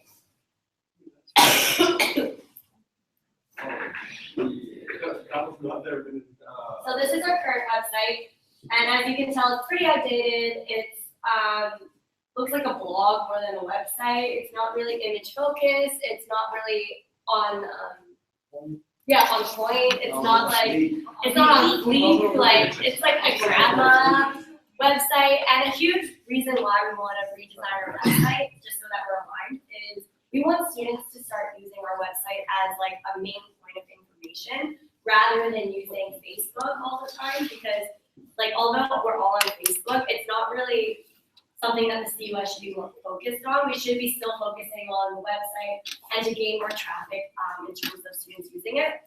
And so with the new website,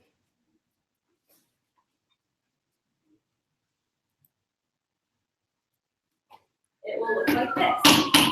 So, yay! Okay, so there is still things to improve, and I know when Jennifer met with the company, she told me that she like wanted to change a lot of it. But when I looked at it, I was like, oh, it seems nice to me. So we have differing opinions. So that's why I wanted to get people's feedback, and also walk you through like the changes that we'll be making. And so as you can see with the new website, it's more like image focused. So we want people to start to really look at like, the student experience that they're going to gain from the CUS or from going to Sauder or whatever. And then if you go down here, we're still keeping the how to get involved section as the main page, so that, because when we were looking at, okay, what are the main reasons why students actually use their website, it's because they want to look at the opportunities that are available to them and also apply for positions. And so we still want to keep that in the front page. For news and events, this is what I mean by having our website act as like the hub for all things related to the CUS. And so here are kind of like light boxes or whatever, where we can put photos, services and clubs. We'll be able to like manage our website and add content. So it's going to be like a pool of users using this. It's kind of similar to our website right now, but for instance, execs, when the website rolls out, you guys do have to make an effort to kind of show or tell your service counselors to start using the website rather than only relying on Facebook. And then this is also space for us to put our board meeting time and location, etc., etc. And if you scroll all the way down here, here is absolutely totally customizable, so we can add whatever we want. But for now, we're just going to have learn about the CUS governance, people, and clubs, which are kind of like the four main things that we want students to see first. These can also be accessed up here. Lastly, we also wanted to put our calendar, at least in the front page, because we do have a calendar, but I don't think anybody really uses it or knows about it. And so we kind of want to put that on the main page so that students, if they're scrolling, they click, oh, I wonder what's happening, or maybe like clubs and services can plan better their events so they're not clashing with midterm season or clashing with high traffic weeks where there's a lot of events going on. And this is just like a draft, so I don't know if the calendar is actually going to look like that. Hopefully it'll look a lot nicer than this. And then finally, more focused towards our Instagram, so people can actually see live what's going on at our school, the events that have happened currently, rather than looking at things that happened a long time ago. And then again, we still have AMS, Sauder, UBC links, so that it's kind of like unifying everything and making sure that it's not just the CUS, but we are still, under Sauder, which is under UBC. Next, things I want to show you. So do you guys like this page? Yeah? I think the one thing is the logo needs to be bigger, because I know Jen said that the one thing she wants to change is just more CUS branding. And yeah, so moving on. This framework, like this design framework isn't clickable, so it's literally just like screenshots of stuff, so you actually can't click on anything, because the design company isn't gonna spend that much time to like do every single page for us if we're gonna change some of it. So here's just a mock-up of what the people page might look like. So of course there's gonna be a header, and like I said, there's going to Tyler Tanaka everywhere. It's always Tyler Tanaka. Anyways, yeah, so you guys will actually have your photos on here. So if you actually click, you know, executive council, it'll anchor it down to like the part where there's the executive council photos. So all these photos will be on one page, but if you click service council, executive council, board of directors, it'll just auto scroll to whichever section it belongs to. And when you click on the person, it'll kind of take you here. And up top, there will be like a header of like your photo probably. So again, as a reminder, please fill out the document or the doodle that Jen sent out, because now that our Sound Jam is complete, we want to take photos and start building content for the website, but also for your own portfolios and for your own like LinkedIn purposes or whatever. So here is an opportunity for you guys to write about, you know, yourself, why you joined the CUS, or maybe things that you do outside of the CUS. So for instance, if Alex wanted to write that he's VP marketing for BizTech, this would be a great place to write it, just so students know that, you know, we're really well-rounded and we do things outside of the CUS or whatever. So I'll leave that up to you. If you have Twitter, there's an opportunity to add your own Twitter feed so people can know what you're thinking about. But if the majority of you actually don't use Twitter, like myself, we're probably just gonna make this permanently the CUS Twitter feed. Yeah, because I don't think a lot of you guys, I don't think a lot of people use Twitter anymore, but just so you know. And here, again, it's like things that you're working on, things that you're passionate about, and people can actually click them and learn more. So, you know, maybe leading up to the website launch in 2016, start thinking about what you want students to know about you and your priorities, either as an executive or board. And these are the same questions that I'm going to be asking during your performance reviews, so that we can start thinking about it, start talking about it, and start building content for the website too. And this is just like a page where they put everything on there. So these aren't going to be on the people page, but just to give you more idea of what the other pages might look like. So here's the news and events page, where there's going to be like a huge like grid of all of these boxes, so people can start clicking where they want to go. And then they can go old posts, newer posts, so that they can like, you know, skim through everything. This is a place for your services or clubs to live in. So more information about the clubs, probably more so the clubs and services, because the services have their own little portfolio to fill in. But here people can learn about the clubs and then read more, and then the clubs will have to insert blurbs. So Fred, your job for the website design is to actually get the clubs on board with this and send their content. And this will also be great because it'll be a 2-in-1. So while we're building content for the website, we're also building content for the yearbook. So that'd be really awesome. And then here is generally like if a service is going to be putting like an involvement opportunity, or if we're posting, you know, just a general message like our board meeting is on X time and this is the agenda, this is what it would look like. So we would have the option to put like a nice picture and then just a content block, really simple. And then these are other ways that we can put photos. And here I'm thinking that this could be like for the About CUS page, when we could put like the platform pillars or maybe our priorities or whatever. So this is something that what it might look like there. And then here is what it might look like for our documents. So when people want to look through our budget, our meeting minutes, our constitution, or code of procedures, this is.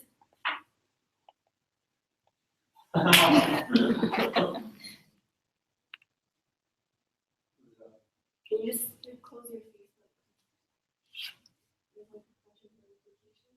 Is that distracting? Yes. Okay. I was like, I thought you were mad at Alex for like. Yeah. oh no, I was like, is there something like in my nose bleeding? Like, I was like, I thought like, I was like, is my nose bleeding? Okay, are my lashes off? Like, what's going on? Yeah, the lashes. Anyways, this is a place for it to live in. So Taylor and maybe the policy committee Your job would really be to like actually get those files and help us upload them and organize them. And here's another type of thing that we could do, and contact us so that people can like contact us really easily. So again, this is as much as I'm going to show you because this is as much as they gave us. And so to kind of put this in perspective, we want to launch January 2016, no exceptions. We don't want to delay this. And so what the design company is doing is that they're actually building the template and not so much the content. And so since this is a huge overhaul, we need everyone on board. I know the main points of contact that are actually going to be working really closely with the website is myself, UC, VP Marketing, Associate VP Marketing, and the website redesign committee that was formed in the summer. So what we really need to do right now is, the action plan is number one, to get the photos, to actually have content on there, and so that the photos are actually cohesive with what we want the website to look like. So it's not just a random selection of photos. Second is content. So if you're an exec, actually asking your services to submit their blurbs, what they want students to know about their conference, about their service. For website redesign committee, it could be rewriting the blurbs. So actually writing stuff for once, rather than copying and pasting what we have on the website, or our old website, because it's really outdated. And so I just want to show this to you guys so that you guys are always kept in the loop. Come December is when the website company is going to start training a couple individuals. So that would be our IT director and probably people who would actually be using the website really closely and can also train your the other services to how to like log in and use it. So yeah, get excited. This is something that we are setting the foundation for the next 5 years. People are going to be looking back and be like, holy crap, the website is so nice. I wonder which board and exec did it in our year. So it's really something that we're leaving behind for years to come. It's really sad that it's launching in 2016 and we'll only get like 4 months with it. But just think about the bigger picture and the impact that this website will have on next year's team and the years and the teams afterwards.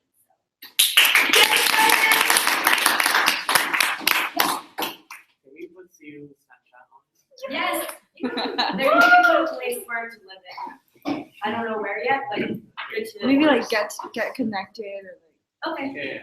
Okay. Just to clarify your question, everything that you showed scrolling down is not going to be one page, right? Sorry? Everything that you just showed scrolling down. No, it's not going to be one page. Like they just put everything on one page to show us like the general look and feel and the different types of features that we can use in the other pages. Yeah. Yeah, so if we just wanted to have the CTA, so a call to action. So if anything, we want get involved to be like the main things for students to actually click it and find their involvement opportunities wherever they're going on the website. So like when you scroll down and there was like a list of like the involvement thing, it's pretty similar to what we have now, right? Like, Yeah. For example, now when I go on the website and I click involvement opportunities, it's like a broad style list of places that are currently hiring. I'm just wondering if there's like a better way to organize that. What would you suggest? Like at least like perhaps categorize them into the different clubs or citizens that are available, so then I can think of Okay, I can ask to see if they can do that. The one problem that we kind of face with involvement opportunities, we want to keep it simple because the main reason why all our services and clubs use the website is to put the content on. And so as much as I'm sure everyone is competent, we don't really want to have them mess up the current website by like making it too complicated and having the potential for them to really skew things over. Because what we have right now is like you just put a blog post on, you just select select a checkbox, and then it just automatically goes to the front page. Versus if we made it too complicated for them, there might be more like risks involved in terms of actually maintenance. I just want to clarify, Catherine, you just were asking if we could have the categories separate. Well, it'd just be nice to see it be more like coordinated or organized without complicating things, so it's simple. Yeah. I think to address that, I think the point of having this involvement opportunity is just like a general big picture for students to come and see all the available opportunities. And if they want to go into maybe clubs in the club section, they can go more into detail of the opportunities that each different club provides. Yeah, I guess like with that comment, we also have to think about like time sensitivity. So the reason why it's screened like this is because these are the most recent ones. And so if you started putting it in sections, we might lose the ones that are like due tomorrow or whatever. But I think that what we can do is maybe if you click get involved, it could like lead you to like a bigger page where it actually is categorized. But in terms of the front page, I think it's nice that it's like, you know, by timeline. I see it kind of like curricular. Yeah, like social versus academic versus other things, right? There's like different ways to categorize it depending on what it is. Yeah, We that's just set good a feedback. filter, Sorry, yeah. like you could create a filter. Okay, that's good insight. Anyone else have feedback? Rita? Just like on top of that, like when I was using the website a lot, I found that looking at opportunities, I have to open up a new tab for every single thing. Is there an option to do maybe thing where you look at it on that thing, and do a description of what that event is? You mean like if I hovered over it, it'd be like a box? You to give a little blurb about what the. That, I can suggest that. I like the idea. Yeah. I don't know if that's within our budget because I know that like I want to add a bunch of crazy things too. And like this website is $14,000, which is a lot to us, but in their world, it's like a low budget website, unfortunately. But that's a good idea. I'll try to suggest it. If not, then we can at least make sure that if you click on it, it'll open a new window rather than like, you know, having to be on the same page.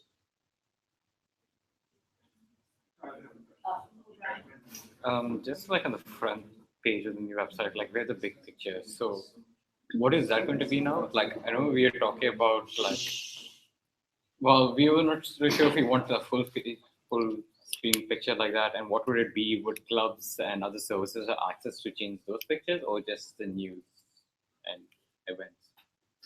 Like, would they be able to add to this? Like, if they want to advertise their big conference coming up, Yeah, should we we allow could. them to use We that? could. I think one feedback that we had on the website was this picture was way too big. Like we might just cut it like by this much. Yeah, it's really big, and we want to make sure that students can get to the bottom of the page by 3 scrolls. 1, 2, 3, and this doesn't really do that. Like we didn't really want to do the whole parallax thing. So yeah, and then we also kind of discussed like I know some websites they have pictures that like will move. And that's something that I suggested. The company was kind of like, oh, well, you know, our research shows that people don't actually like look at those for long enough. But that might, if that's something that everyone agrees on, then I can push for it. But we do have an option of changing the photo. I just don't know what photo we're gonna use yet. But can we click on for? No, it's just an image. I definitely feel like the photo should be like the size that it is now. Like it's Yeah, and Okay. just to add on, I think if it doesn't really do anything, it shouldn't. I don't know. I feel like it's too much for like a background if it doesn't really do anything or add any. It doesn't help coming onto the CUS page at all. Okay, good feedback. I just had a question. Do you think the internal operations like tab should be more visible? Because I know a lot of students actually don't know that we have an internal CUS.ca website until they like actually ask how to do locker or how to like submit a C Sunday or how to do whatever. Do you think this is more clear than our current website? Or if we should change like, for instance, like get involved to internal operations, if you want to keep get involved as a CTA? Yeah, okay. Transparency. I think like maybe it needs to be some of the like the drop downs need to be a little more self-explanatory as to what they want. Okay, so what do you think? Because we know what's gonna be under governance and stuff, but like if I'm just a random student who does nothing but the CUS and I wanna try and find these things, like I'm not gonna know that, oh, if I look under governance, that's what I'm gonna find these reports. To be fair, though, yeah, it's an obstacle, but like it's really quick. What would you suggest like another name for it? Yeah, that's the thing. Yeah, because like I can also email you guys like the navigation and how it works. So I know like if you hover here, like it doesn't show you. But I worked on like I actually told them to like put these under like certain headers and like we have control over that. So I can show you guys and you guys can give me input on that because like that was something I struggled with to make sure that our website like made sense, but also is user friendly and people actually understand our jargon. But yeah, I'll send that to you guys if you have to take it. Is it, the idea is gonna get away from like how it is now, where you really have to flip through like 5 Yeah. different screens to get something. Yeah, the issue is that like we just have so much content, so it's hard to balance between like making sure everything is like in one place, but also not being like super messy and super like in your face. But that's really good feedback to keep in mind. I will bring that up with the company. Does anyone else have a feedback?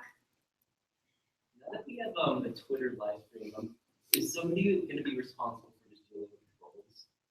Like, On live stream? yeah, I mean, sorry, yeah, on our Twitter feed.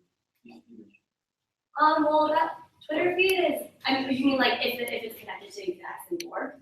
I would think that like you guys are responsible adults that. No, sorry, no, not like us tweeting out, but like people, just like. Oh, I mean, I don't think it'll show up. Okay.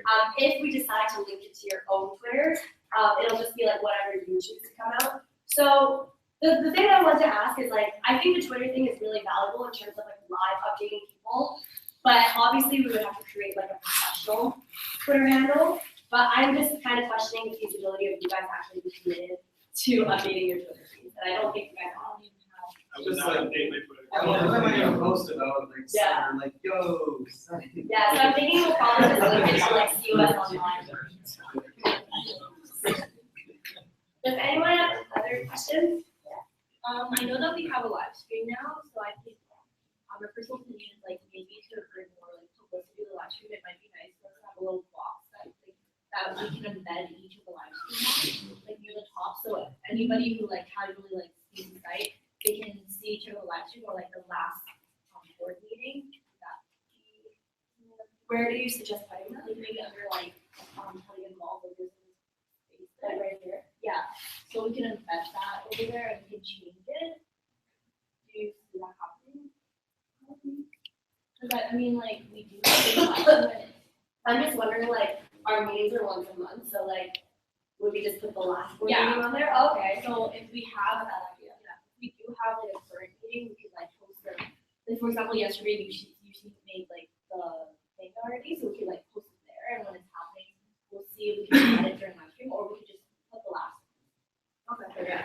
Okay, can you write a note on that? We can try and see if there's a space to put it. If not, maybe we can add another tab and see what happens. Yeah.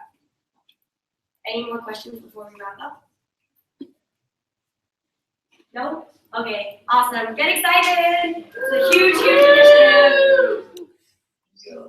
And okay, by the way, once it rolls out in 2016, you guys need to like put on like your marketing muscle and like market it and make sure students like use it, make sure the clubs use it, make sure the services use it, because we ain't spending $14K for nothing. Okay, thank you guys. Thank you. So the next part of our agenda is the AMS representative report. So if you look, Rachel's not here, Rachel's not here, we have our new AMS representatives here. So I guess we go through that. I mean, do you guys have updates? I know Kathy's having them. I mean, there was nothing that I felt like. Sounds good. Next up is Commerce and Senators report, so Tyler. Yes. So there hasn't been a Senate meeting for a while now. It's been about 3 weeks, and the next one is next week. But at the last Senate meeting, Martha Piper was chairing the meeting for the first time. She set forth some of her goals for the coming year, which were teaching excellence, more money towards research, better relationships with the government, and hopefully more funding by them, both provincial and federal, and the celebration of the 100th anniversary of the university. Other than that, they talked about the search committee for the new president of UBC, which is going to consist of 15 people. And I think they're taking applications if anyone wants to be a part of that right now. But it's mostly going to be professors. And then the last thing was one of the professors had a motion to remove Gupta's non-disclosure clause, so there could be more transparency about what happens with them leaving the university. But that's gonna get voted on next time to see if that's actually gonna happen. Even if that gets voted through, we won't hear about it until 2 Senate meetings from now. So the soonest we'd ever hear about anything that's happening is like 2 months from now, maybe January. But I'll keep you guys. Senate is slow, eh? Yeah, Senate's really slow, but I'll keep you guys posted on what happens. That's it. Now Gupta's the new next week, I president will for check. UT now. Yeah. This new president, just transferred as professor. Is it open for everyone to go? Yeah, and Senate meetings are open for everyone to go, if anyone wants to come, let me know. Right? Okay, do you wanna just announce, like? Yeah, I'll let you know. Yeah, keep us updated, even if it's like not on a board meeting, just like email us. That's pretty interesting. We can go to the next person. Okay, so the next person is Ombuds reports, is Javon. Like, they're concerned about the fridge, so whoever still has food or leftover food in it. Wait, the our fridge or the Like student lounge? Student lounge fridge. It's kind of gross. They do Yeah. what's inside. So- Is it JD? It's not JDC West, No, is it? it's like, it's so full of like random individual people's food. Wow. Alex, you put a notice, I right? put a note on it, yeah. But if you have food in it, just remember to take it out. And I met with the AMS ombuds, the one from law and the UBC one. And I was thinking maybe if we were going to rewrite the code, we could ask the ombuds from the law society because they're pretty good with their code. They hardly get it. Oh. Okay. Maybe because they're all law students, they kind of just resolve it themselves in a way. But yeah. Okay. So next up is executive report. So, first report is Henry. Okay, so, storage room cleaning. Beautiful Alex has already taken the initiative to email his services to set up a time to clean out their stuff. So snaps to Alex! And then group was CC'd in it, so group will have to do that too, because we found that the majority of things that are in the storage room is either from engagement or external.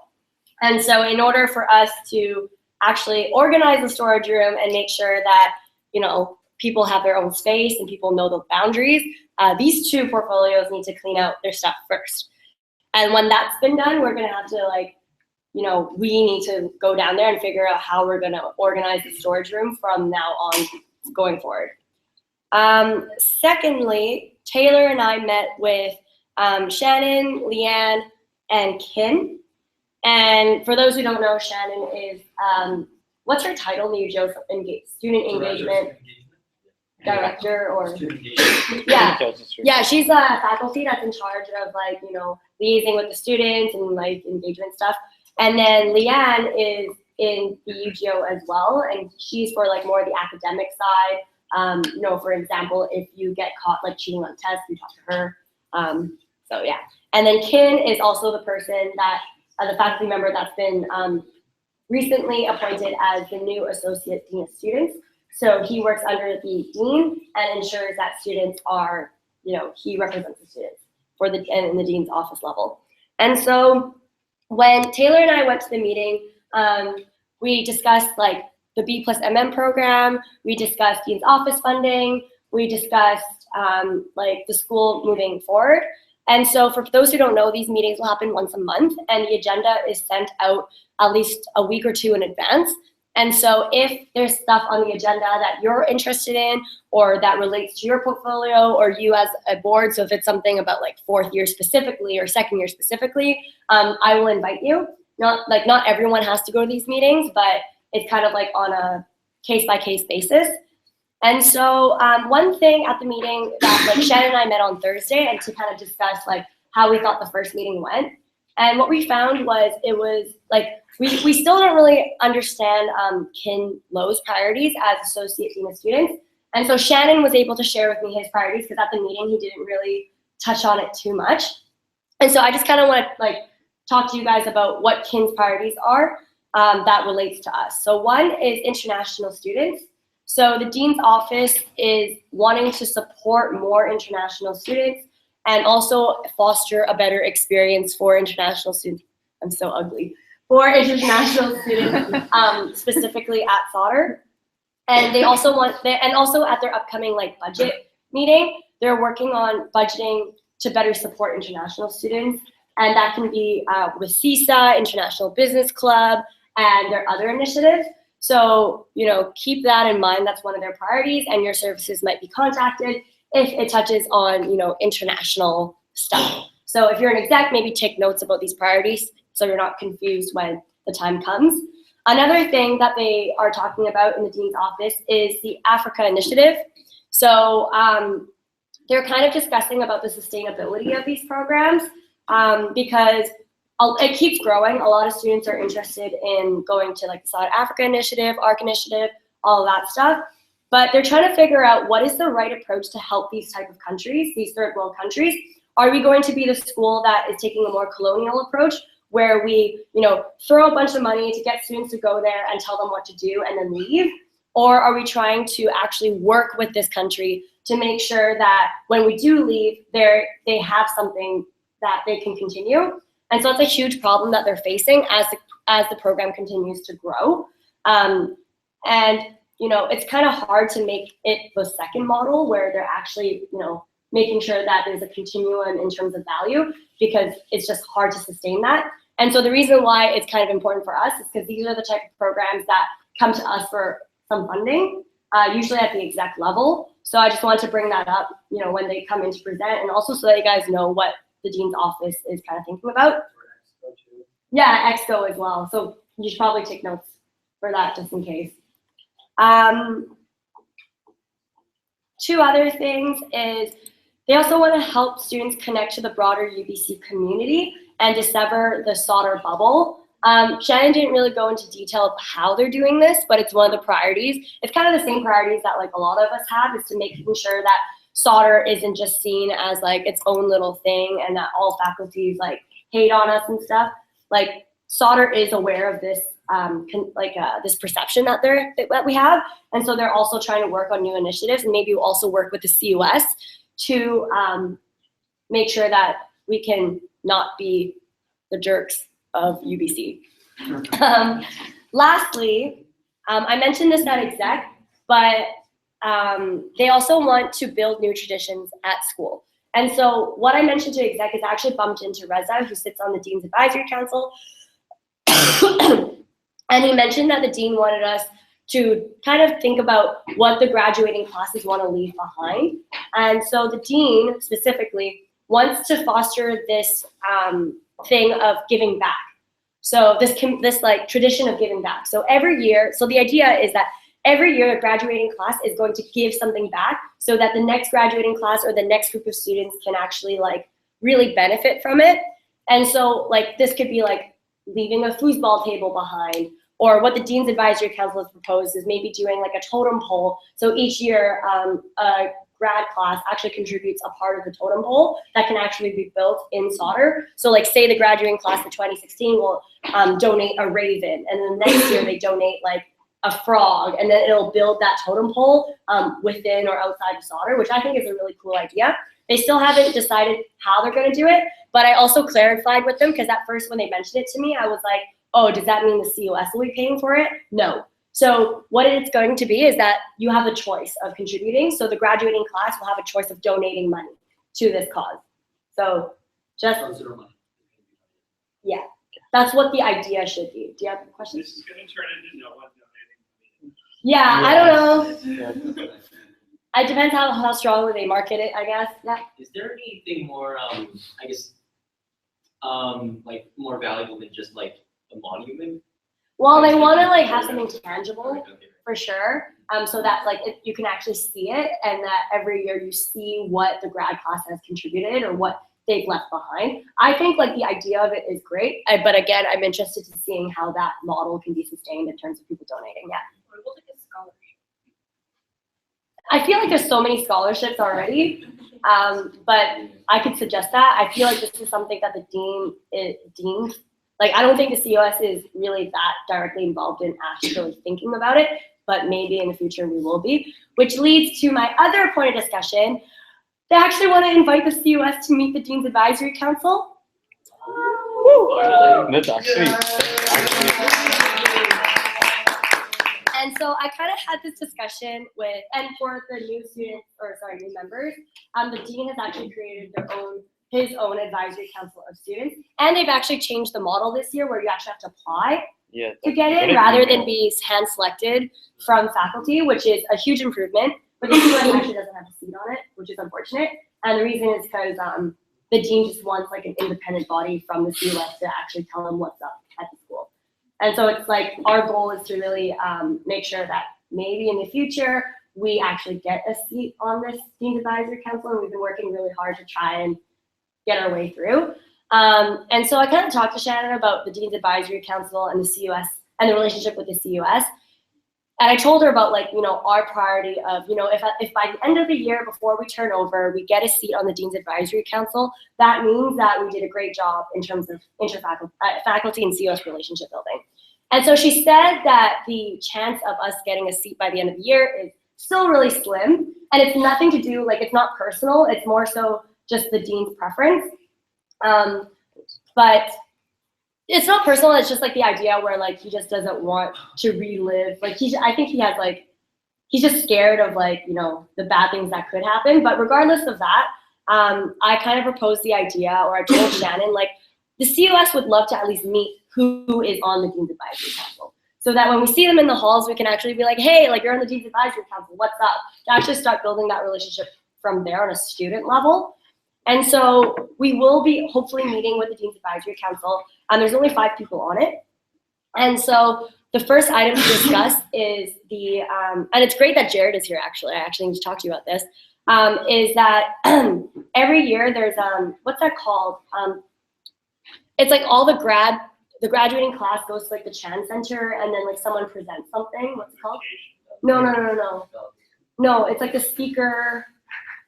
Convocation? No. It's like a special speaker that like says something really inspiring. Last lecture? Yeah, class lecture. Last lecture. Last lecture. At the Chan Center, Oh, sorry. Anyways, the last lecture. So what they want to talk about is how, because like there's a lot of things going on for grads. There's the grad night, there's awards night, there's last lecture, blah, blah, blah. So they want to work with the CUS to try and integrate last lecture with maybe awards night. So that, because it makes sense, like, or maybe even grad night or whatever, because there's no point of actually getting students to like go to a last lecture just to hear a presentation. It might be nice to actually integrate it into like an actual event. And so the first meeting with the Dean's Advisory Council is actually discussing that and talking about what we see last lecture as, what we want maybe the speaker to be, and so on and so forth, yeah. This is once again turning into a waiting list that they currently take. Well, I'm gonna throw that out. Well, it'd be great if you could bring that up at the meeting, but I'm excited to meet the Dean's Advisory Council regardless. Yeah. And so I also talked to Shannon about like, you know, our seat on the Dean's Advisory Council. And she mentioned that like the Dean's Advisory Council itself has actually like proposed that they want the CUS to sit in the Dean's Advisory Council. So just to make that clear, like the people on Dean's Advisory Council do want us to be a part of it. It's more so like the Dean's office and how the Dean's Advisory Council is originally structured that is kind of stopping us from actually getting a seat there. But regardless, we'll work as hard as we can to be as close as possible. So that's all I have to report, really. It's a long report. Thank you. Okay, so next up is BP Academic Affairs. Wait till the next one to present your registration. It's behind your model. Okay. It's open, but I was down there. It was so close. Okay. So next up would be BP External Affairs. So group. Okay, so guys, to start off with the conferences. So yeah, NCC released their case. I did it. It's good. There's no issues with that. I think it's going well. Not anymore. Wait, what was going on then? No, nothing. It was fine. It was just like Don't hide fires, man. it was just communication issue is now it's all been settled. So I think we're involved in NCC and we're really nice and we're really discussing establishing a board for NCC. Something that will help later.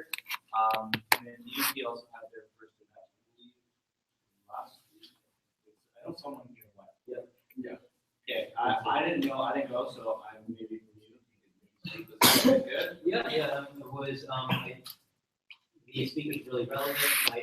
Personally, I managed to connect with, someone that was in my field that I wanted to tell that had the merit to tell, professionally ran, pretty responsive. Like, it was, like, I saw a couple of tables empty. I don't know whether that was happened next to the speakers, but, yeah, like, overall, it's all been. Yeah, I couldn't go because I have stuff. You benefited too. I went, but some of the tables were empty because some mentors actually couldn't make it or something. My mentor wasn't there.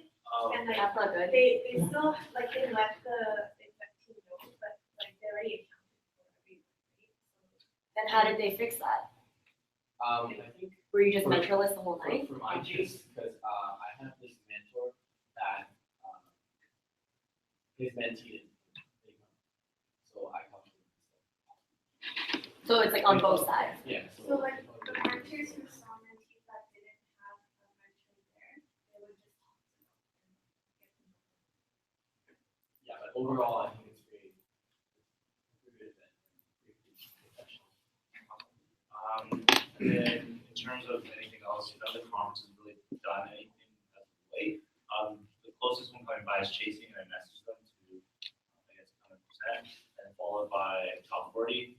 Now, in terms of the CR team, we emailed the Big Four to get lanyards for all the conferences so that we can have the Big Four logos, CK lanyards. And I'll be meeting with them in 2 weeks to follow up on, I guess, the projects that they've been doing.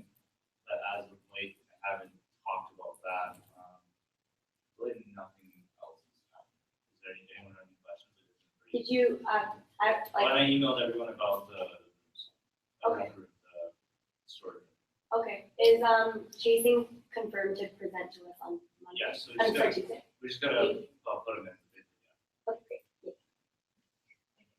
Yeah. So next up is meeting minutes. So in terms of finance portfolio, it's really just been ongoing salary versus payments. Probably not as much effort from EMS, so now I haven't gotten an email from the team. Everything is okay. Yeah, that's really all that's going on. When is policy committee? Policy committee will be meeting sometime before the next board meeting, so that we can have this go through the next board meeting, and we will actually meet this time. I said that last time. Am I on the policy committee? You're on all the committees. Okay, invite me.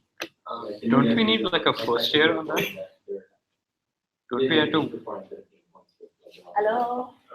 don't we Ryan? need to vote a first year rep into the committee, or we have to vote a first year rep into one of those committees, right? Probably, we don't need one for budget, we're missing a member at large budget. So, we'll need Yeah. Jared? Hey, Jared.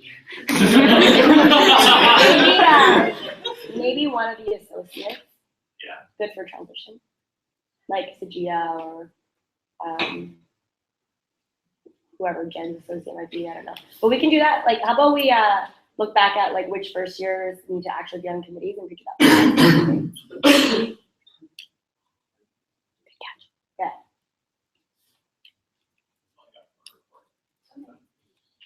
So next up is VP Internal Affairs. Oh, I guess I'll go through services first. Sustainability, because chasing is in some kind of weird limbo between our two portfolios. We really need to sort that out probably by the end of the year. But yes, they were confirmed to present like last Tuesday, but because of the election, we had to postpone them. So they're most likely coming in this Tuesday. We've started ticket sales for them as of right now. I think it's like because of the agreement they have between the BCOM group, the CUS group, and the NBA group. NBA early bird tickets have started. BCOM has not. They're staggering early bird tickets. So NBA has started, and there's been a couple trickling in. So they're working on that. Ticket sales have started, and they'll be presenting hopefully on Tuesday. Elections, they happened, and we have the results now. So there were plenty of things that we'll need to work on for next election, just in terms of processes, but I'll talk with James and debrief about that in the coming weeks. Business week, we still need to get them into present. Because business week is like so massive and such a pain to coordinate, we gave them a bit of breathing room first before we started like following up with them to talk about how it went for them. And also to start up like planning for Commerce Week. They are, I believe, also coming on Tuesday. So they will be presenting, and then we'll talk to them about getting the ball rolling for Commerce Week. Awards night is right there. Yay, awards night! If you want to hear more about awards night, you can ask him directly after this. But the key takeaways are that we've got the venue. Confirmed, and we're hammering up the price. March 24th? Yeah. Gonna go next. I want to speak about that. Oh, fine. Okay. All right. Do you want to speak now? You can be part of my thing. Yeah, I wanted him to be Can I part speak of it. now? Yeah, you can speak now. Do you mind if I like take a couple minutes and just go over a couple things? Oh, sure. I'll continue on for a second. And then once you're ready, you can speak at the end of it. Okay. So on to services. Room bookings are proceeding as expected. There's a lot. People want a lot of things, but Peter's a rock star, he's working on all of that. Business cards is slowing down because recruit season, for at least for accountants, is relatively over. Or it is over. It is over, and honestly, business card sales are primarily driven by accounting students. So Sorry, for which one? business cards. Oh. CUS business cards are slowing down now because accounting recruits over, and it's mostly accounting students who get the business When cards. Jen comes back, you guys should probably Yeah. rebrand him for term 2 at least. Locker rentals are closed. They've been closed for a bit now, but I think that was after last board meeting, so that's a thing. Finally looking at the pool cues, because we should probably do that. So yeah, I'm either gonna go drive and pick them up, drive and buy them like on Friday or something, or just order them online and get them shipped here. Alex, you have a question about pool Yes, cues? I was gonna bring that up too. I was at King Tire yesterday, and they're on sale for $35. This other store. Other store's cheaper? It's also $35. Okay. There's no pressing need for No it. pricing? Okay. Yeah. Just try to be helpful. Yeah. Right. Do we fix current equipment? Because we have some that is badly broken. The current equipment or the current, or we just leave it like that? They're gone. Okay. We're throwing them out. I'm gonna burn them. So you're buying, Yeah, we're buying. We're buying. and you're buying triangle. Buying new triangle and also like a new set of balls. 'Cause the balls all fall on the ground and shatter, and this is why we can't have nice things, because we can't keep the ball on the table. One of the nets is also slightly broken. I found out yesterday. So when it falls in, it falls out. That's it. We're not buying a new table. That's $3,500. No, do we like? Okay, duct tape it is. Yeah. Some more esoteric facilities stuff. A while back, JDC West broke the key to the cabinet. They had the key to the cabinet because Will Pickett gave it to them, because they wanted to store their food stuff in there. Not food stuff, like food supplies, so like plates and stuff. Kevin Dunning broke the key. It wasn't even his fault. He put it in, turned, and then like snapped. So I've been talking with West at the in building services, and he's gotten us a new key. So he has a copy of the key, and we have our own key. I don't care what you're writing on Slack. My computer's up. We're calling Rip an Indian prince. Whoa! Live stream! Live stream! No! Live stream!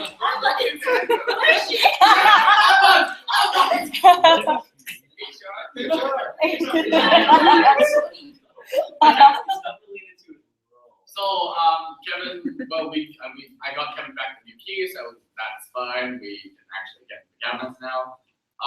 If you've been to the CUS office recently, you might have noticed that there's a lot of pictures with sticky notes on it. I've also talked to facilities, and they're going to be hanging that up in the next couple of days. Finally, this is going to be relevant for our newly elected members. We need to get you keys to the CUS office because as members of the board, you are entitled to them. So at some point in the next, or actually, you've all got your laptops here, so just email me your full name, student number, and contact email right now. and I will send, just do it right now. And I will send in the request for your keys. When you get email confirmation, you go to the UBC bookstore in the back corner where you get your UBC card. And that's the key desk too. So you just go in there, give them your name and tell them what room it's for, HA239B. And you pay $25 deposit, you get the key, and then at the end of your term, when you return your key, you get your money back. So get on that. Jen is still away, so I will also be submitting hers, and she can pick it up when she gets back. That is basically it for my update. Does anybody have any questions for me? Okay, Vanessa? Can we get elections to present to the exec? Not next Tuesday, but the Tuesday after? I'm considering the motion to fire James because he didn't order any Hawaiian pizza. I was like, when you first said fire James, I was like, live stream.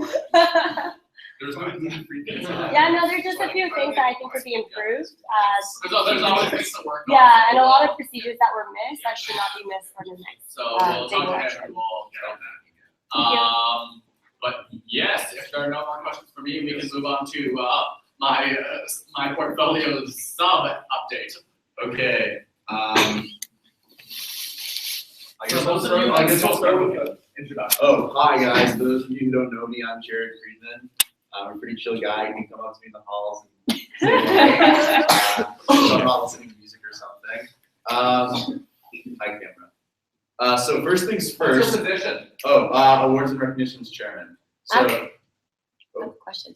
Is it called awards night? Like, cause you guys haven't been marketing it like that. I think we're gonna market it as the Sauter Gala just because it's Awards and Recognitions Night. Yeah. Kind of has a different tone to it. Yeah. And by making it appeal to Yeah, a wider 'cause base of Sauter by that's what I was calling it Sauter Gala, we can incorporate the like awards element to it, and then also get a lot of people who aren't in the CUS. Yeah, and tell whoever's marketing it to say like, oh, we're expanding it like by like this many people, blah blah blah. But Well, yeah, whenever I talk to people, they're always like so excited, like, oh, yay! I want to go, reserve me a ticket. I'm like, we'll see. Only exactly. There's a lot of demand, you know. Only executive board can go. There's only 20 people for dinner. So first things first, I went in person to the AMS because it was kind of hard to speak with them by email, and we got the hold on our date, which is nice, which is the 24th of March. Awesome, great, Yay. Awesome, Is that after unbelievable. meeting? Yeah, it's after meeting. The one issue that I just discovered was the NIBC conference, I guess, was moved from, it was in January last year to March of this year, and it's on the 24th. And they have their own after party at Republic that day. So one of the things that I'm gonna look into is whether I can move it to like the first Thursday of April or something like that. So it would be like the 1st or 2nd of April. Wait, something instead along of the those 24th? lines. Instead of the 24th. Sorry, what was wrong with the 24th? NIBC. Oh, awkward. Yeah. Yeah, let's move it.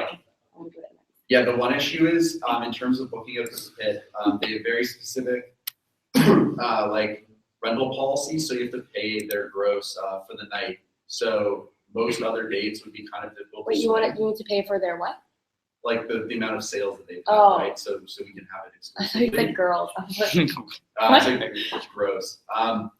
So our other options would be to like have it on St. Patty's Day, which would probably incur a pretty big cost for the CUS, and a lot of people already have plans that day. So I'm gonna work with people at AMS, see if I can reschedule it to accommodate people at NIBC. If not, then we'll stick with the 24th, push ahead with that. So, but that's.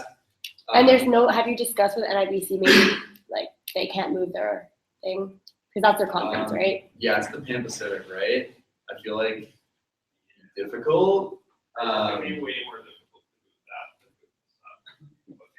I'll probably just tell them that their after party at Republic will not be hyped and that everyone will be coming to the gala. So might as well save their money and give it all to us. For something like that. Or but maybe yeah, it's an definitely- opportunity to work together. Yeah, or work together. We're not funding you 50K unless you to move your Yeah, after but party. I'm definitely be talking about both Freddie and potentially some other people on the board just to make sure that everything works properly with regards to that. The second thing I want to talk about is with regards to evaluations and stuff like that for conferences clubs. So the hiring process is almost done, thank God. We're gonna have a dedicated recognitions person who deals with all that stuff. But for now, what I've assembled is a basic document. I can't really put it up there very easily. But Wait, are you last having year- the board and exec go to these events or no?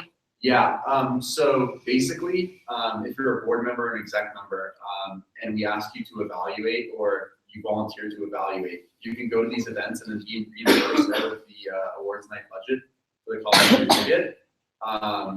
Up to 2 people per event as evaluators. So your job as in attending that event would be to evaluate, to enjoy the conference, but also to like make sure you're looking out for these things and speaking with people.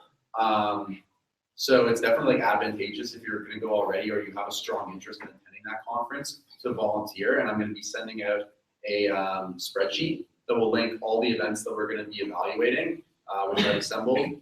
And it'll just be pretty simple. It'll just green your name out if you'd like to go. And that's that. You pay for your ticket by yourself and then submit the reimbursement to myself, and then I submit it to Yeah, I'd also like to emphasize, like, although Jared's like, if you'd like, this is like mandatory. Like, you guys should be going to at least like 1 conference throughout your term. Or event. Yeah, or event, or at least like 2 maybe, because it's like, it'd be ridiculous if you did it, honestly. Yeah, right. Okay, just a question. So is this like evaluating just the conference and the main conference that they hold, or like I know Meeting does like Navigate or something in January, Yeah, and so, then so Meeting has on the wrong thing. Meeting has their Amplify event, which is on November 19th, and they've got another session on I think January 21st, and they've got their actual conference. Yeah. So what we're probably going to do is evaluate the main conference and then 1 supplemental event, because like one of the difficulties in evaluating the conferences is that they have so many differences between them and like how many secondary events and workshops that they have, and how their main event is structured. So we're going to decide based on how many people we can send or what the interest level is from everyone, and we'll decide from there. In terms of evaluating clubs, a couple issues have popped up, which is mainly that a lot of club events don't really fit the standard criteria for evaluation. When I was going over evaluations from last year, a lot of clubs didn't even have events that were evaluatable. What does that mean? Just in terms of the criteria, right? It deals with like sponsorship for the event, and it deals with outreach and the amount of marketing that they do. And some clubs just have like a lot of smaller events, not these like huge, big marquee events. And it would be kind of unfair to prioritize, in my opinion, clubs that do 1 major event versus a bunch of smaller events and have like more continuous engagement versus set date engagement. I don't know, it's kind of a struggle. I'm going to discuss it with the recognitions person that we hire, but there will be also club events and stuff that I'll send out links for you guys to attend. And I'd really appreciate it if you guys could respond. I'm going to send out an email that basically outlines all the different categories, all the different clubs that are going to be holding events, and you can indicate your preferences. So if you'd like to go to one thing in particular, like a finance club event or a BizCom event, you can indicate that. And that's everything. Thank you. Hopefully that wasn't. When are you going to be sending it? Because I know, like, I mean, it's already October, so. Yeah, I'm going to be sending it over this weekend, most likely. I've got the list of events set up. I just want to make sure that, I'll show you the spreadsheet. It's very similar to the one last year, right? So basically all I have to do is like double check that all the dates are right and then send it out to you guys. Okay. So I would say like each person has to do at least 2. I think that's not too hard to ask, maybe 1 per term. And obviously no conflict of interest. So for instance, if you're VP marketing of biz tech, you're not going to be evaluating a biz tech thing, or like if you're from UBCMA, you're not going to be evaluating UBCMA. I think it's pretty, or like UBC Club, for instance. Like I think it's pretty. Oh, you are? You're a member, no? I go to their event. Oh, okay. Because I want the job. Sorry, I thought you were an exec. Okay, anyways. I'm not allowed to be. You can't be president. Yeah, thank you. Very tired. That was an interesting meeting though, guys. Thank you. Thanks Thank for you. coming. Next up would be VP marketing, but Jen is on the phone right now, so there's no updates for I guess like she hasn't like briefed me on anything. She's on a plane right now, but I can say like what I know about marketing. Yeah. So she has been transitioned. So any marketing stuff, don't send them to me. Send them to Jen. She's still doing the CU Sundays. We're still hiring for an AVPM. It wasn't really marketed that well throughout the week, and so I think did we extend it to Monday already? We've got one, and I also wanted to touch base on what her like how she's been pushing that amongst like potential applicants or how anyone has been potentially pushing for them because I one. Yeah, so like if you're a board director, like the executives do a lot of work. Like all I'm asking for is for the board to actually promote these opportunities to your year. It's not hard. You just really write on the commerce groups. Like I'm starting to find that it's like the same people writing on the commerce groups. And like for example, like I really shouldn't be writing in all of the commerce groups and spamming everyone. It's not my job. It's your job as like, you know, your year rep. So please be more like proactive with that because that's something that I've just been noticing more frequently since school started. Sorry? Just like any commerce group that you're a part of. No, I'm sorry, the actual for the AVPM. Oh, you mean VPN? AVPN. Oh yeah, sorry. CUS.ca is just on there. So yeah, if you know anybody, please refer them and tell them to apply because like we really want this position filled because it's a lot of work to have to like manage your media streams and marketing is like the face of the CUS and you want to keep that continuum. Another thing is like we do have an excess of agendas in the storage room, I think, right? Yeah, I think we have about 2-3 boxes. 2-3 boxes left? Okay. So I think what we're gonna do is like, sorry? Bonfire. No, I think rather than boothing, I'm just gonna like put some boxes in CPA, open the box for anyone to take. Because at this point, like, I know that all of you guys are pretty much done boothing. We booth for a day. I think it was enough. And people will grab them if they need to. We just don't want to have excess supply in our storage room. So, and People actually came up to me and asked me about agendas. So I had some. We didn't know that. okay, how about I'll like post on the group and organize a time where people can actually take. I'm working on Monday, so I can't do it myself. But if you guys are here Monday morning and you can just literally take 10 minutes out of your day to like go to the storage room, get a box of prospectuses, open it up, put it on a table in CPA, maybe make a sign saying free agendas from the CUS, that'd be great. Sorry, Tuesday. Well, that means I can do it. But yeah, thank you. And that's for marketing. And so up next is going to be the engagement, so Alex. This part. Yes, this part. So I'm gonna start with my services. So CISA had their Thanksgiving dinner last night. Which was amazing. Did any of you guys go? Anyone here? I actually went. The food was good. Yeah, I heard it was absolutely awesome. They really killed it. So really happy with the way everything CISA turned out this year. And both of them, Bonnie and Jelena, came up to me and actually asked that they have high interest in running again next year for CISA chairs. So I think that's super awesome that they want to continue it going on. What's that? I was in CISA first year. Yeah. Or ISIS first year. ISIS, yeah. I was in ISIS. Yeah, no, they're doing a really good job. Tell them every day. So Ryan? Just a comment, like yeah, sure. I think Debbie could also touch on this. Like the Snapchat that they were doing a little excessively. Like they started from the beginning of the day and they were putting a lot of stuff. Like I felt like it should be more of just the event and not like before. There's a lot of stuff before the event, which is unnecessary. Okay, yeah, Just a that's comment. good feedback. That's something I guess we can put in the guidelines of the Snapchat actually rolling out. I know I had some concerns about the Snapchat thing last time too, so that can all just go in the guidelines. For SoCo, I had a meeting with Olivia on Wednesday and we talked about ski trip. So there's been a lot of demand for having another bus on the ski trip, but Olivia and I both came to consensus that we agree that this is not in the best interest of the CUS, unfortunately. Really? Just because last year they only had 120 and this year we're adding an extra 30. And if they want an extra bus, it's an extra 54 people. Did we only going have 3 on. buses last year? Same, 3 buses, yeah. Oh, really? So just with the team they have of 7 people, managing 200 so people, it's just, we thought already 150 was already pushing it. So having that extra bus is just, sorry, Daphne. it's just not gonna be logistically fair for the team.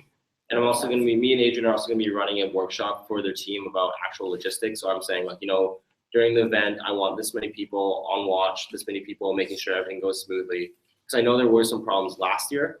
So this year, I really want to make sure that all the liability is safe, everything's secure, and it's a proper environment event.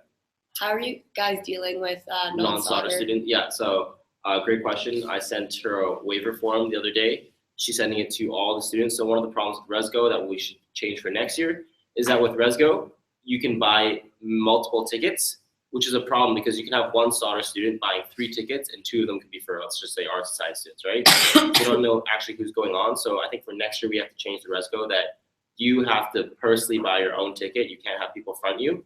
That way you actually know the list of people who are coming. So what one we're ticket doing- per person. One ticket per person. So what we're doing with the waivers, I'm saying like, if you don't sign this waiver, you can't come on the trip. And on the waiver, you must sign in your student number and everything like that. And you must verify you're a solder student. With the student numbers, I'm gonna send them to the UGO where they said they might be able to help us out. So that's one thing. Also, I'm getting, that's my next thing on my agenda.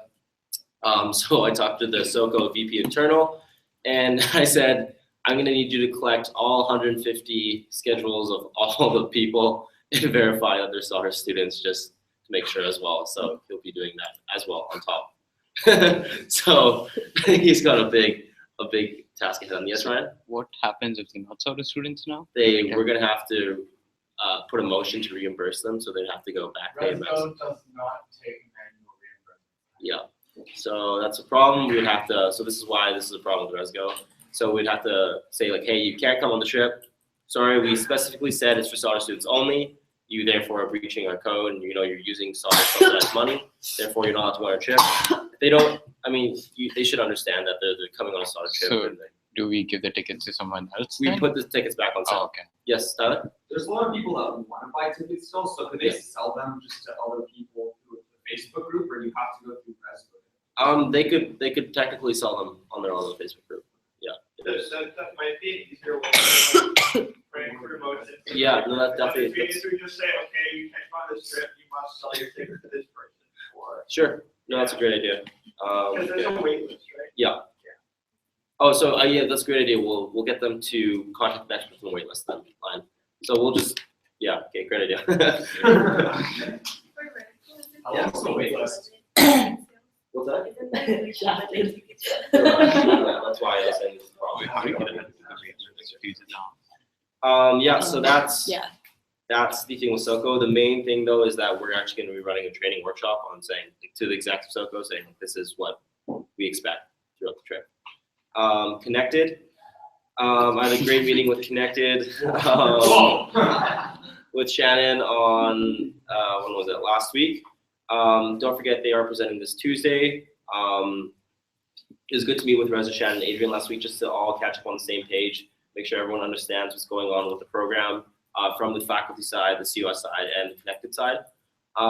So things that they're changing, the timeline I originally sent you guys that they sent me last week is not going to be followed through because of some delays. So they will be sending us a new timeline that will be final timeline by Tuesday with an updated budget because of the lack of timeline. Solder Sports, I put in motion, or I asked Taylor if we can get $200 more for a new banner, just because they've been using a really old one. Other than that, they've had really good turnouts for their boot camps. The last boot camp had the largest attendance that they've had for a boot camp, so that's awesome, part of Kiwi. And Kiwi's doing awesome. They had their paint night last Thursday. It was really successful. I saw a few faces here. You were there, right? I was there. Debbie was. Debbie was there. Yeah. You were there. Awesome. Yeah. So, yeah. Honestly, Huey's doing fine. Yeah, I'm surprised paint night was that successful. Like, Yeah, that's they did. crazy. Yeah, I was People really still happy today. First year committee, I'll be releasing the hiring next week. Is everyone? We all agreed that's fine. Everyone okay with that? No problems with first year committee Do we next need week. to discuss like? Yes, and I want to talk to you, the first year reps, after, just in terms of what I want you to be involved with the first year committee for. And Points Oktoberfest is coming up this Friday. You guys So, gotta go. you guys You guys gotta gotta be there. go. Yeah. Yes. For Oktoberfest? Yeah. No, you do not. But there is a limit. Actually, let me double check that. Do we get priority? Probably not. Just kidding. I'll see what I can do. Okay, guys, can we like have a little like social before Oktoberfest?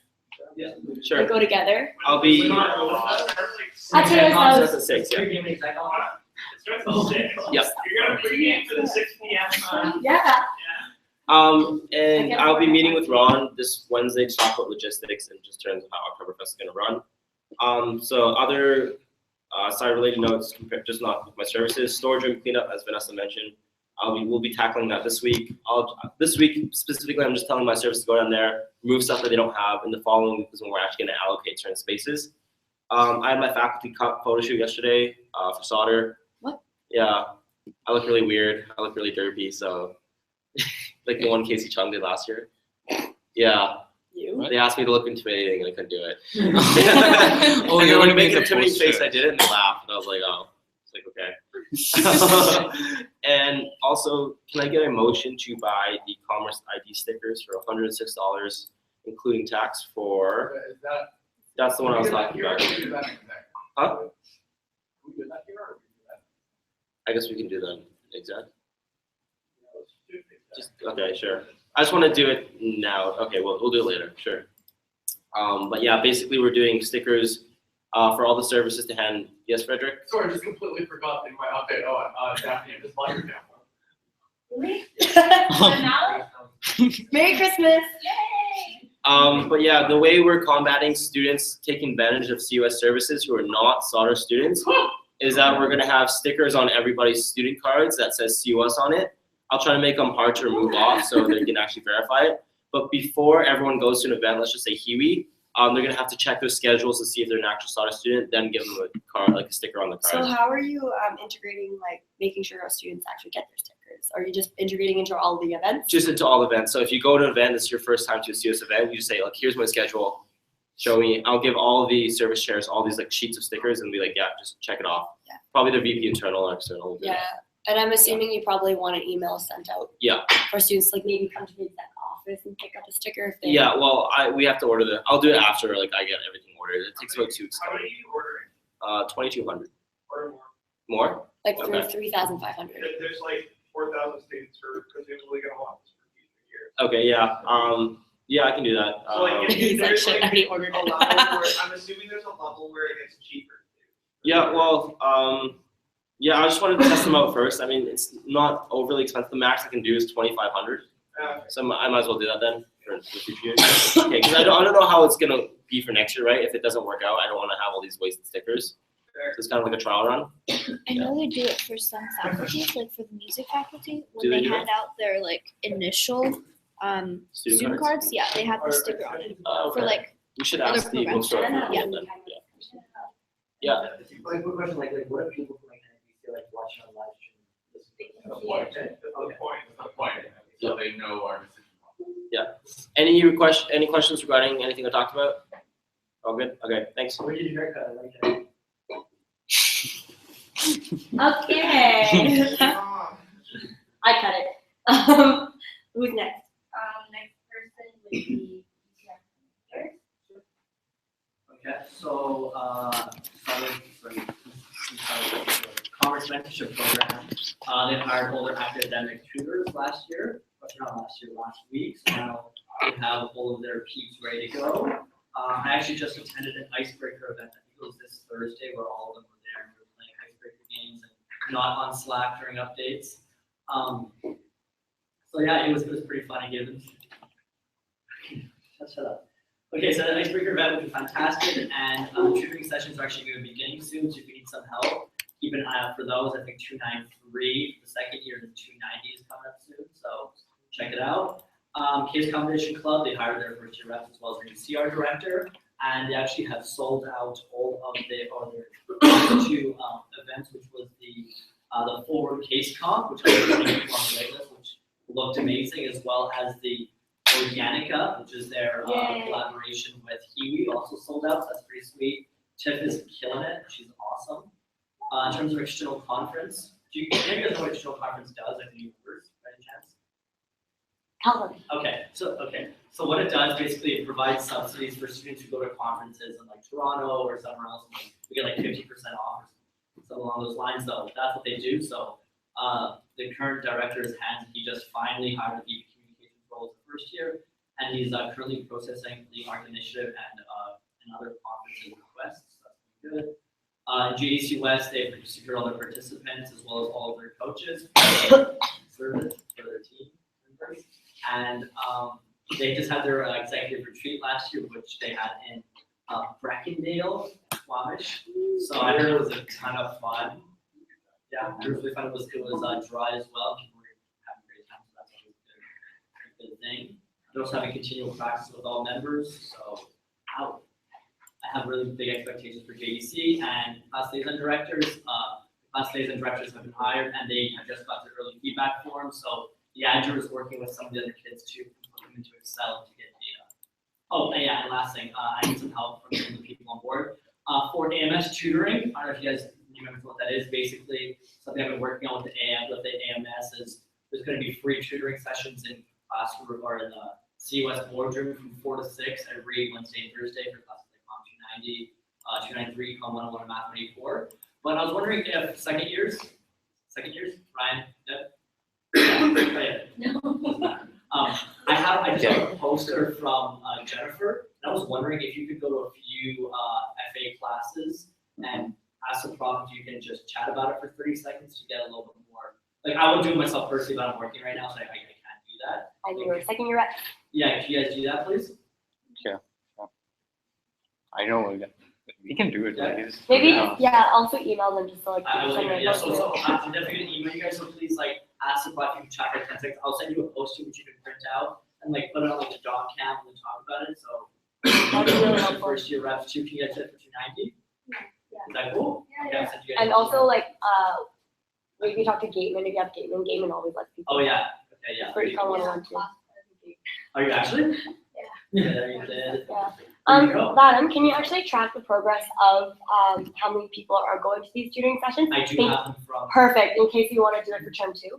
No, I know, every single time somebody gets on, I haven't asked them yet, but you have to sign into an iPad, so we will have that. Can you update me, every time I have the AMS meeting? So like, because I think Okay. on the last update, Catherine, you read my update, right? For AMS meeting? Yeah, like, we told the AMS that we would like the other constituencies who might be interested in implementing it are kind of looking at like us for Okay. reference. Sounds good, excellent, so yeah, first year reps, right now, I'm gonna send you that thing, please do it as soon as possible, and, yeah, chicken good, any questions? And Sajia is taking your place for the consultation Yes. meeting? And she's giving me meeting minutes. Okay, perfect. So next up is our committee report, and I don't think we. So what's the link for the live stream? It's on our Facebook page. Yeah, so next up is our committee reports, but I don't think that there are any committees right now. Nope, okay. Well, this is just for the sake of having committee report. Hiring committee had a great interviews with the VP marketing. There were 2 applicants. Jennifer was the select applicant, but regardless, it was a good time. It was a good, equitable interview. Yeah, it was. Okay, and the next thing that's on our agenda is amendments and approval of the minutes. So, Angela already sent us her minutes that she completed for our last meeting on September 10th. So I just need to approve those minutes. Do I have a mover and seconder? Moved by Vanessa, seconded by Tyler. So all those in favor of approving these minutes, raise your hand and say aye. Aye. All those opposed say nay. Any abstentions? I'm guessing the abstentions should be 4 of you guys because you guys can see minutes. So abstentions would be Allison, Rita, Catherine, and Lisa. And so be it resolved that the Board of Directors approve its minutes dated September 10th, 2015. So motion carries. Next part of our agenda is business arising from the Service Council. Any business? No. Business arising from the Executive Council. No business. Business arising from the committees of the Board of Directors. Nothing. Any other business that we would like to talk about before heading on to our discussion? Okay, if there are, just tell me before like the meeting adjourns. So right now we're going to go to the discussion for NIBC, first of all. So who wants to start the discussion?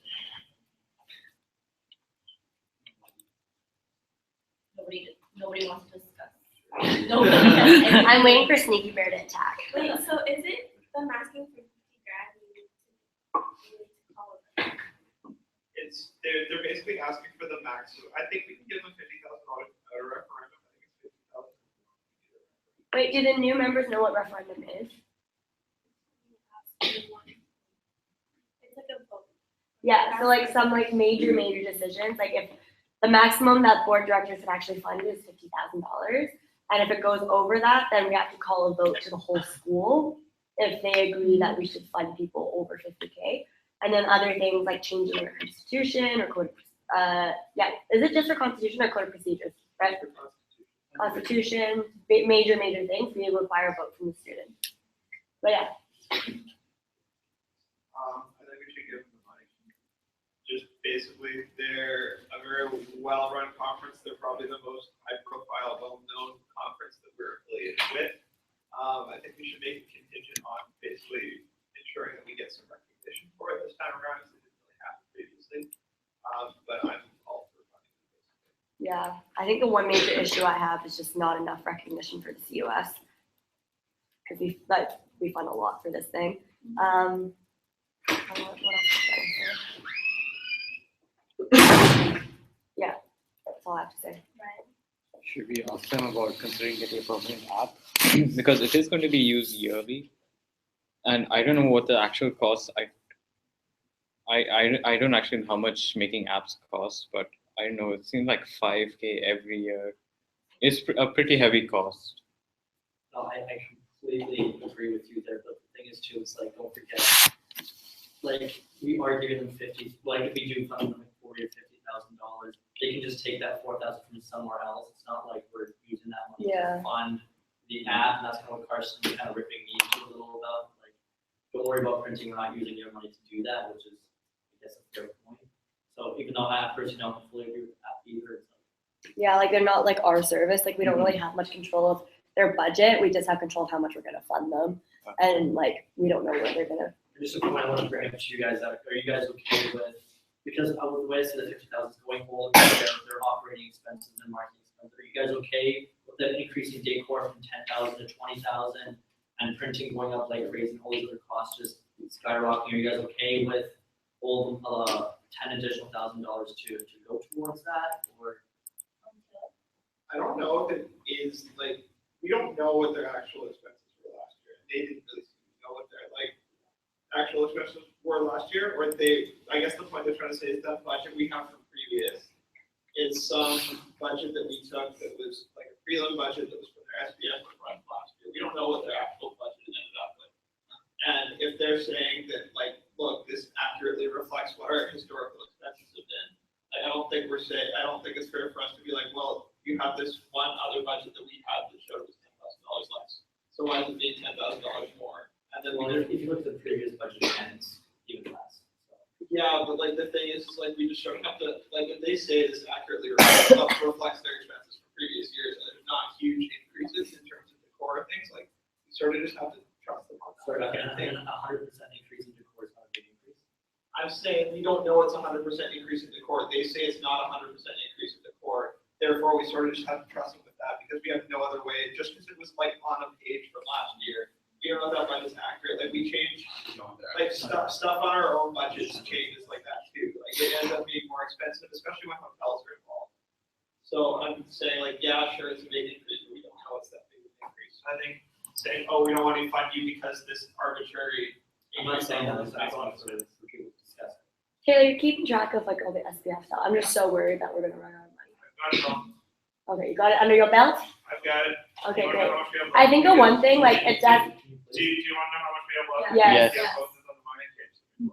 Okay, while Taylor's pulling that up, like, what I'm about to say has nothing to do with, like, the funding right now whatsoever, but, like, they really need to start growing, like, in terms of numbers and, like they always add, like, new features, new everything, which is awesome, but I would really love to see the conference actually expanding. How do we think they can expand? A different location, like as much as they have ties to Kansas City. But like the only way they can do it is convention center, and when you do convention center, I remember when JC West was here, like the food minimum for convention center is like $100,000. Like the increase in expense that you need to have to do the convention center is massive. And on top of that, I don't think we can sustain support in terms of our sponsorship where they can get all that extra money to run any conference. higher ticket prices? Well, maybe, but maybe also kind of like for example, like they're asking like the same amount of sponsors as last year. Like I would like to see them approach more sponsors, given they're such a like highly recognized conference. I know, but just like actually working towards like getting more They already. to globally expand. If we were to fund both NRBC and SEC for the amount of money they asked for, we would have $39,500. That's not much. Well, to be fair, most of the big ones are already on the way. Yeah. So Except- Summit And then whatever we. PBCC. And you included PBCC in that? No, like this is for How stuff we much funded. does PVCC ask? PBC hasn't asked us for money yet. They It is usually usually- Ruth, how much PBCC asked last year? 30. Yeah, so like, just a quick note, like, we do need to keep track of these things, like, we're just funding things, and it's like, I know, but like. What is the total amount? And it's just term one. Wait, so And it's just October, guys. Well, so what would you like to suggest? I'm not suggesting that we don't, it's more Like just, how no, much? it's a conversational piece that I'm saying, I'm fine with $150,000 that we value add. But I think we need to be cognizant of the fact that our SGF funding is now at 38,000, 39,000, and we're done straight term one, like. Yeah, so we gotta- Rita has a question for you, Tay. Wait, we actually hear that. Oh. What is budget driven budget, like how does the process work? So budgeting happens during the summer. So basically what would happen is, we just budget for different things based on how much we spent on the last year. So the $150,000 came a lot out of what we spent on special projects last year. And if we want to change stuff, later on in the year, budget committee can always move stuff around. So if something's gone under budget, we can say, okay, we're going to do projects, all that sort of stuff. Sorry, last time we started on $150,000 and now we're $39,000. Yeah, if we were to fund both NIBC and SEC fully for what they asked for, we have $39,000 left in our budget for this term or? for this year, so up until April 1st. Can't believe we only have 39 left, that's really Or tough. sorry, up until May 1st. Yeah, 39 is a lot. But remember, we can always like ad hoc move things. We can move things around. Do we have to fund them like We don't have to. 50? That's not including like They commerce, have- we haven't budgeted They have for a that, right? buffer amount too. Like it's around 226. They buffered a lot, They buffered a lot. Because if you look into their, That was 2,600. if you look into marketing and logistics tab, they actually put a buffer in every single line item.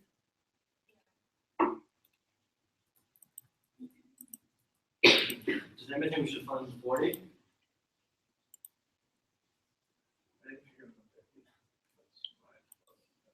Well, I'm assuming they don't want to go into their buffer, but I'm just not about NIBC's buffer, but about like the state of our finances. Just for context, if you guys haven't looked at the budget recently, which did get uploaded, thank you, Taylor. At the start of the year, before we did our budgeting process, we had about $550,000 in the bank account. And one of the approaches that we had going into the budgeting process was, this is money that's already in the bank that like is not included with our regular operating budget. It's the surplus from previous years. We don't want that money to sit in the bank account because A, that just collects interest from the AMS. but that's not allocated to SPF fund, it's just No, sitting there still. It's just right sitting now. there. It's So we money- haven't touched It's it. money that wasn't spent Oh, in okay. previous years and isn't in our operating budget, because our operating budget is how much we take in this year, like just from revenue, and then we spend that. That money is just sitting there, $550,000. We claims that interest. Yes. So our belief is that we should be spending that money. We should be digging into that surplus because that's student money. That's money that we've already collected for like to use to give value to the students, and that money's not doing it. So that So we money can should be take spent anyway. So that money we have should be spent. So how come we didn't use that money when we were budgeting, or we're not allowed to touch it until? Oh, no, we did. We budgeted a $200,000 deficit. We budgeted to dig $200,000 in Oh, okay. for $550,000 surplus because we didn't necessarily want to spend it all this this year. Maybe we can use a bit of the surplus next year. Got it. So we're not in financial difficulty. Well, I understand that. The thing is that we're not currently in financial difficulty, but if we continue with this spending, I guess, like, if we're digging 200,000, I think we need that in 3 years. We want to give an expectation of giving NIBC $50,000 when we're gonna be $200,000 budget deficit, and then we have to cut it again to 40 next year or the year after, so.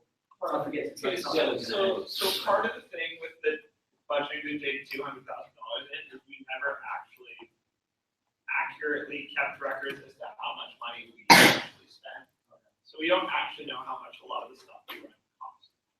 So hopefully by the end of this year, we will have a better idea of what that is, and then whoever's VP Finance next year can. Have you been keeping track throughout though? Yes. Okay. This year I have. Do you think you can give us like a report for term 1? Yeah, So we have a better idea. As up until right now, we've spent $284,000.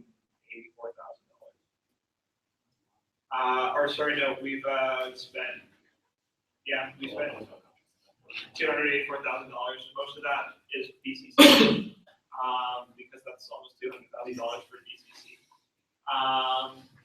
So that's sort of where we're at now. I can give you more reports at the end of term 1, like that. Yeah, we'd like And I that. can give you a report service by service. It won't be 100% accurate with what our budgeting was for this year, because there were expenses that came through relating to last year's events that came through sort of in this fiscal year, so that stuff will be included, but. So then can we make it a note in terms of the decision made that if we do fund for 50,000, to let them know that this may be like a one-time thing, not an expectation to always have 50, because we are digging into a deep deficit, so at least that can be hopefully passed down to executives. Thoughts? To NIBC, you mean, or? Yeah. In terms of like, hey, don't like, just be weary that the reason why if we give you 50,000 because we're running a very large surplus, but this may not continue in the future. So like, don't be expecting 50,000 every time. Well, I think that can be a general expectation. I think it's a general. Just for like. Yeah, like technically we could just be like, oh, we're funding 30 if we wanted, right? Yeah, you could literally be like, no, we're not gonna. Yeah, it depends on what the execs of the future years, like if they can justify it. I mean, like maybe the one thing we didn't really ask enough questions about is like we asked a lot about like the 10K, but not necessarily like the rest of it and where that's going towards. Like I wish I asked that question. Oh, no, it's there. It's like a room. Oh, is it? Is it on the budget? The CUS, yeah. Oh, really? Okay, let me just see that So then. it is there.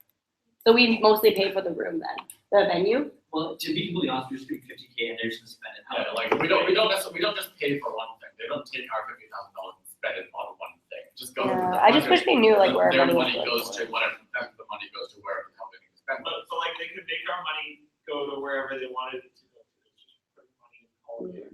Yeah. It's just like our money's not earmarked for specific spending.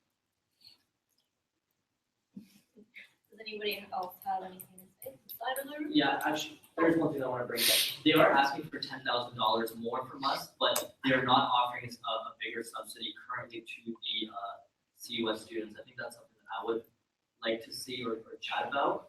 Yeah, because Give them when- 10K more, the price is still exactly the same, Yeah, so how? and their justification was saying, okay, well, for CUS students, the price is staying the same because we're offering more services and like a bigger conference.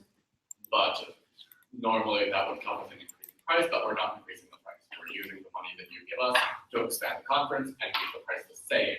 But then all the prices of Yeah. all the students are exactly the same, so if we give them the 10,000 more, I think there needs to be an additional subsidy. Additional subsidy to solder students. Yes. Thoughts, guys? I think what they provide to our students. Doesn't give you elaborate. Extra.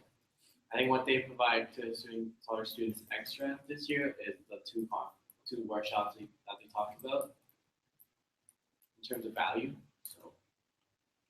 So instead of having a cheaper, they have the same money. Sorry. More. Okay, and is that for CUS students only? I think that is. Thank you. I feel like that's for anyone. How about you say that that's just. The programming one was for senior year student, and then the Excel modeling one was for first and second years. Yeah, but. But they're talking about like we should have more benefits. Yes, for well, CUS. okay, it's theoretically for everybody, but if you're from Queens, you're not flying here for the Excel modeling workshop. It's for soccer students. but an econ student at, UBC that's attending NIBC. Could go to this. But the amount of people that are like, There's like very few non-solid students.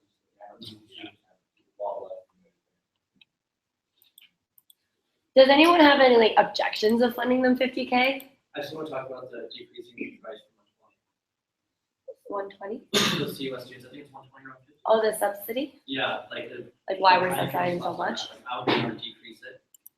Yeah, okay, but then it's like, you're saying, well, okay, because from their point of view, if you're decreasing $10,000 in revenue from something else, why, or even from like a straight economic point of view, if you're decreasing, like, if you're taking $10,000 and take it, you're still losing, like, it defeats the purpose of. But they do have a buffer of $26,000. I don't know, like, I think they sell out of solder students at their current price, don't they? Yeah. They're not jacking up the prices though, right? Yeah, like, if we want to discuss it. We're just subsidizing for like the new features that they're adding that the students might be paying. But relative to other types of costs like this, across Canada, Yeah, I don't have a problem giving them the 50,000. I think we should talk with them more about that CUS competitor welcome on the first day, just so we have more recognition. of kind of Yeah, like see I what's going want on that day. more involvement in that if they're like. I would also say lumping us in with the D for Can you write that, notes on or that, the Kat? school, especially if the school not funding. I don't know if that's good. I'm sorry? I also don't necessarily like the idea of them like having faculty and stuff there, faculty and stuff is not funding. Yeah, that's something I thought of too. It's like, oh, like they just kept saying solder, solder, solder, like a lot. And I'm like, we are the CUS. Like as much as I'm like, you know, we are like totally like we are in solder, we want to be more unified with solder. Like something that kind of like I thought of when they were talking was like, you do realize you're pitching to the CUS, right? Like you do understand that like that's something that I did think of as well. But what would you suggest in terms of fixing that? Like I would feel bad to be like, oh, you can't recognize solder at all, because the reason why students even know about this conference like is because it's like the perception of it is that it's a solder run. You know what I mean? Like that's the perception of it, although it's not true. Solder gives them no money. Yeah. I didn't know solder gives them no money Yeah, I'm surprised. now. So I don't know. That could be, if there's anything that bothers me about it, that's what bothers me about it, is that they don't think they get money from solder, and it's sure that. But at the same time, like as much as it bothers us, like what would you suggest like saying to them, like, oh, right? Like it's not something that we can be like, you have like force solder to give them money. Like I don't think we can do much with that. It's just unfortunate. But we can bring it up, be like, hey guys, like in your just like as a side note, like in your presentation, you know, you mentioned a lot about solder, but like you do need to recognize the CUS more because we are funding 50 kids. CUS is different from solder. I think that may be the issue. Yeah. But in terms of like the CUS solder welcome, like, does anyone have any comments about that or questions? I'm just curious as to like what that would look like. Me what do too. they mean by I think we're gonna continue to see that we basically help decide exactly how that works out. So I don't want, for instance, the dean to get it and give them more money. I feel like this is our way of being like, hey, we want some recognition, give someone some stuff. Preach. We can discuss about that. Also, like, I want like, sorry, what did they say about the CUS solder welcome? It's at the Pan Pacific and they just give refreshments. Like, is it necessary? I believe it's something they had before, because it's like a competitor's slide and they get there as sort of like a reception. Really? But if it's something that they had before, why is there an additional, like, why is it included in their additional 10K of funding? I don't know if they had it before, but it sounds like they probably had some sort of reception. They probably had some sort of, hey, welcome to NIBC thing before, and now they're just making it more. That would be. Or they're making it us pay for it, or? something more just out there quality for the things that consider shady decorations? Yeah. But still value out of like. That's why I asked them, like 2.6K for a welcome is quite a lot when there is food at the conference, there, like, you know what I mean? You know what I'm getting at? 100%. Like, we're paying for more refreshments, more food, but your whole conference has a lot of food, no? Like, what is the point? For us, I think that's the big value add for us. We're paying in a sense that money so we can get recognition, so we can see, so students can know that it's us, not anyone else. True. So if we're complaining initially that we're not getting the recognition that we wanted, we're here to have opportunity and we can make the funding continue on this opportunity being presented in the form that we have. Jackie, are you writing notes? Yeah. Okay, thanks. But why can't that just be merged into day one instead of day 0? Like, isn't there room in the opening remarks? It's really like jam high, and one like sitting in the beginning of these things here and someone say, oh, I think this is US. It's more formal and everyone wants to get into it. I would also guess that they've probably taken some feedback where it's like, oh, the competitors get here and they're all done with it. There's like really nothing for them on the first. Sorry, can you just clarify, I'm actually chatting with someone from NBC. It says that the CUS welcome is not the same thing as the reception. Oh, sorry, Are they watching the live first stream? day, yeah, Caitlin.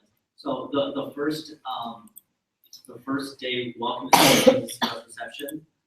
The CUS reception is going to be having somebody from the CUS or Sauder, probably not Sauder, CUS to have a speech and to show recognition. And the one on day 0 is more for an opening ceremony for teams. So they are separate things. Oh, could you ask them how it's more of a semester? How that works with the day?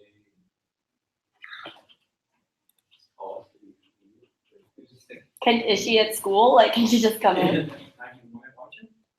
Are you at school? Be a lot easier. Hi, Caitlin. Oh, they gave them you? Yeah. It's like a 20-second lag, so. Oh. Soon enough.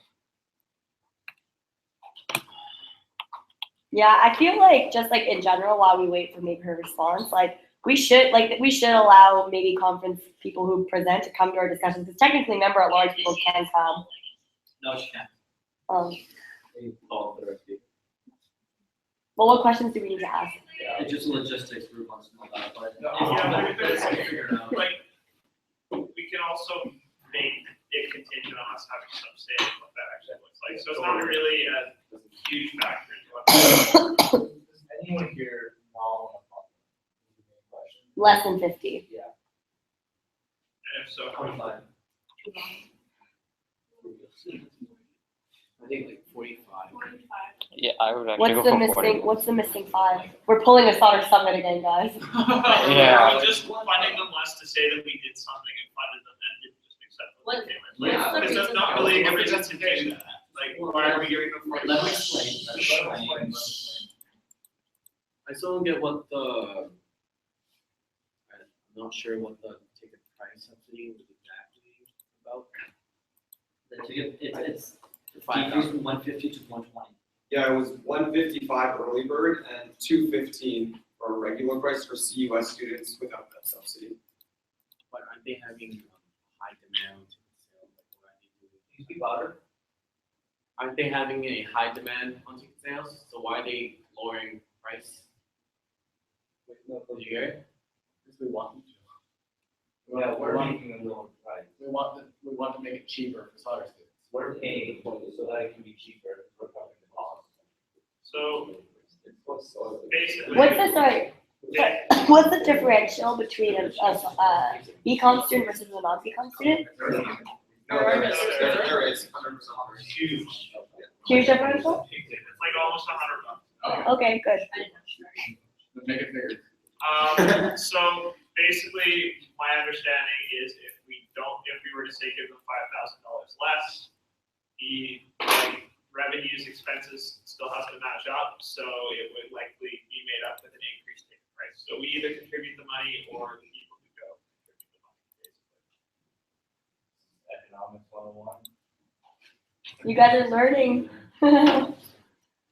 I don't know. I think we should give them 50K given that argument. Like, do you really want students to pay a higher price for this conference that has a lot of value If it's add? not Sauder students, I'm okay with it. Yeah.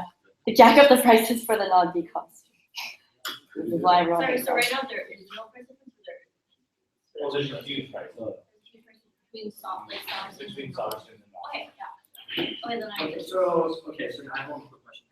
Sorry, it says that the CUS solder competition, well, this is where the additional 10,000 going to. It says the CUS solder competition welcome is 3K and the total ticket price subsidy is 5K. I thought those were, I thought that's what the money was going to, why is it separate now? Hey guys, remember I asked about the buffer question? If you listen to Neil's tab, you'll notice that every line item has a 33% buffer, and they talk about the 12% tax, so which means they're actually adding 20% buffer on meal, on every single item on meals, before the actual budget's buffer. And that's like, That's a lot of money. that's a lot of money. What, I didn't even know that. That's like, it's like 10K, 20K. Just so you know, when conferences happen at hotels, there's usually a 20% gratuity that's added on top of the dollar per plate. Just having looked at other contracts, so I think that's maybe what's happening in that form there. So you've got, and they might have just misspoke in terms of because the price per plate looks basically what the Pan Pacific charges is like the same as what the night one is. But there's also a 20% gratuity. Any other questions? So right now it sounds like we are funding for 50K. Yeah. But I'm just like seeing, are there, for sure, like no more, are there other, are you guys still very adamant on maybe 40K or 45K? I'm thinking of 45K or 50K. Brian, did you also like agree, like, what was your reason for that? Oh, just going with what you said about the buffer, now since Taylor said it's probably the gratuity that you're paying, I think I'd go 50.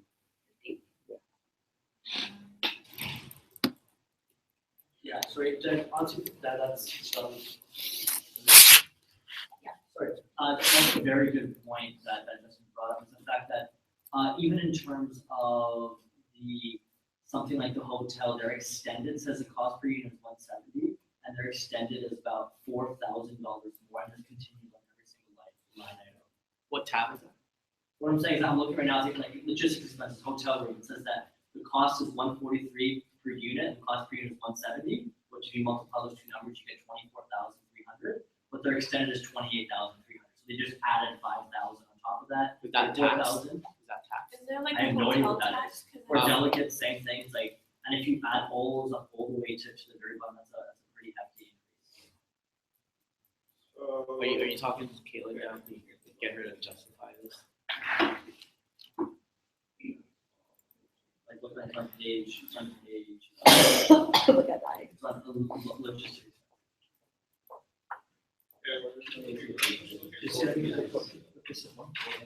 Sorry, what are we looking at right now? Under e-logistics, just the very first line item for hotel room nights. It's all 1.328, almost less than 33%. Why? And because it looked like their budget literally increased from 160 to 220,000, I don't know why. I'm smiling because you guys are so smart. If you just click and like open the Excel sheets. Yeah. Finance, economics, right Just now. like open this in Excel. We don't even know. If you open it in Excel, like plug into the formula, it's just. Which tab is that on? E-logistics. Oh, yeah. They've inflated all their numbers by 33%. Why? No, you wouldn't. And so you're right, we talked to them.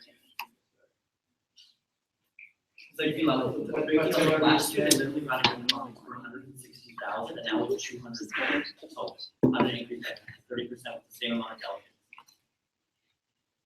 Yo, I feel like we're the CSI right now. Can we not be CUS just because CSI? CUSI. CUSI. CUSI? Detective Trinenko. There must be a reason, like they've got a different amount going into the extent for everything. So there must Do you be think it's worth it to just call one of them, put them on speaker? We did that last year with Okay, can we ask them to send them the final budget of NIBC last year, so Just to give a They probably comparison. don't have. Yeah. Like, the difference is, it works out to, okay, so there's one date, the day two one is yes.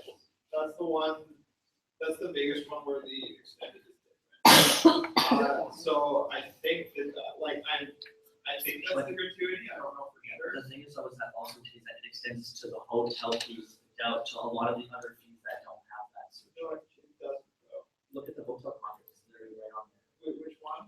With, under Like, logistics? my computer's frozen. Under logistics? Yeah. Yeah, I have it. Okay, so they extended by 1.165 instead of 1.12.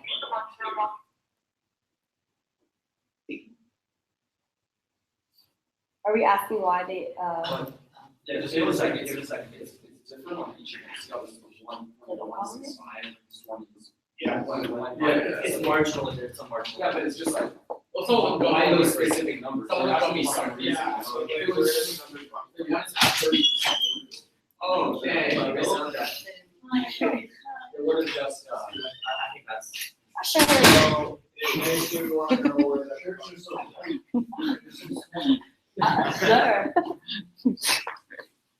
Ungrabbing coffee can do anything. Like when the lounge. With what cup, Josh? Sorry, to answer your question here. So you're not,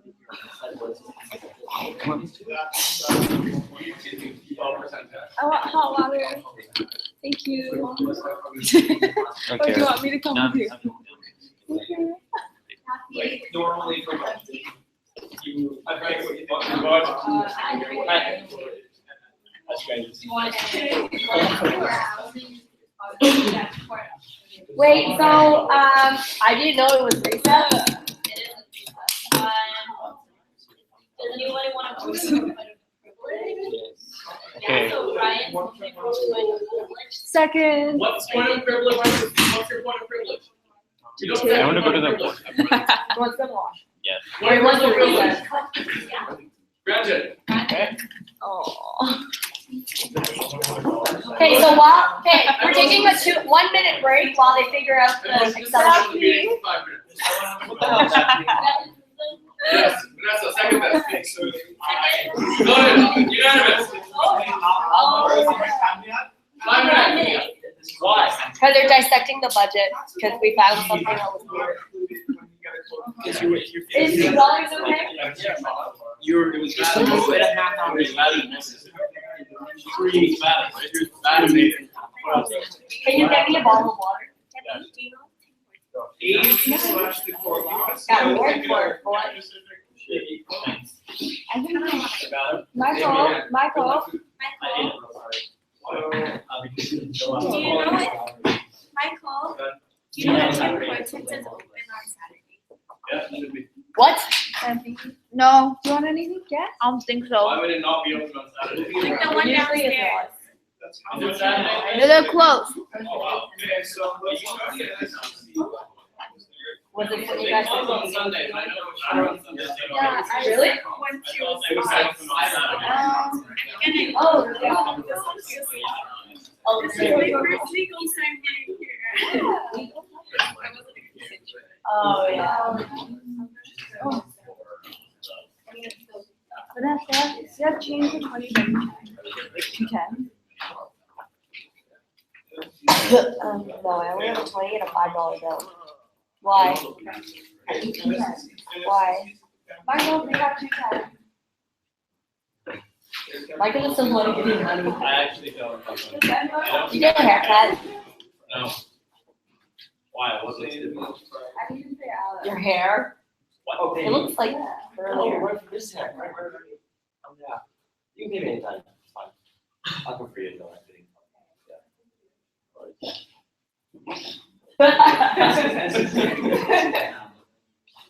Don't, keep it open, like open it and it's up.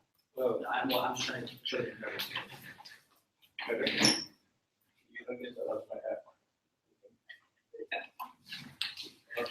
What is going on?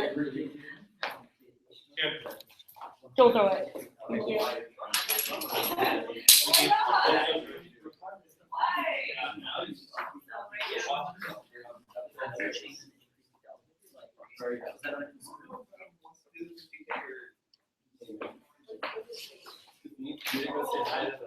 We don't trust their budget anymore.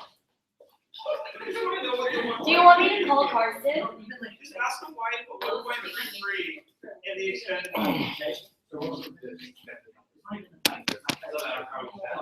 Here, you guys.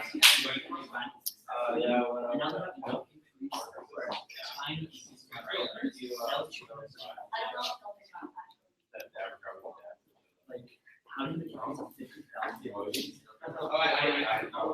I saw the. Hey Carson. Hey, it's Taylor.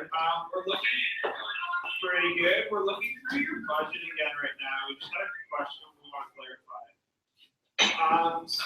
So when you're going through the different tabs, you've got like the units, the cost, and the extended. And for each tab and each sort of like grouping of expenses, you put a different sort of like a multiplication factor in to reach the extended number. We're wondering where those come from. Particularly,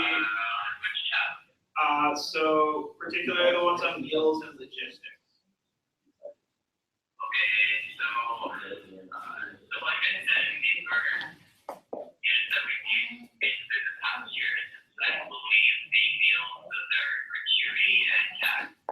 Okay, but like, so I can see how you can get that with the meals. That's the 1.33.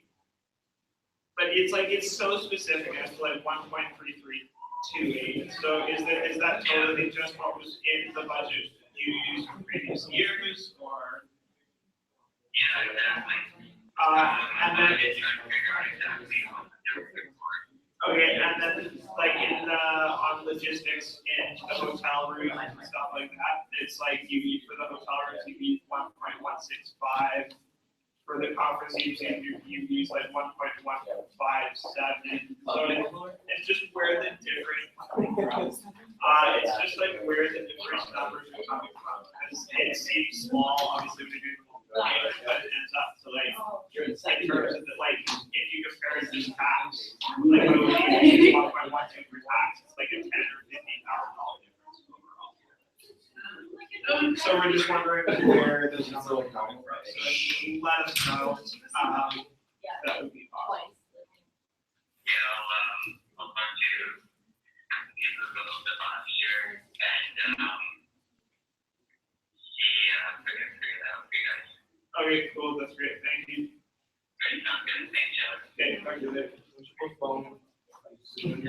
Okay, just really quick, I just want you to see this, because I a little bit.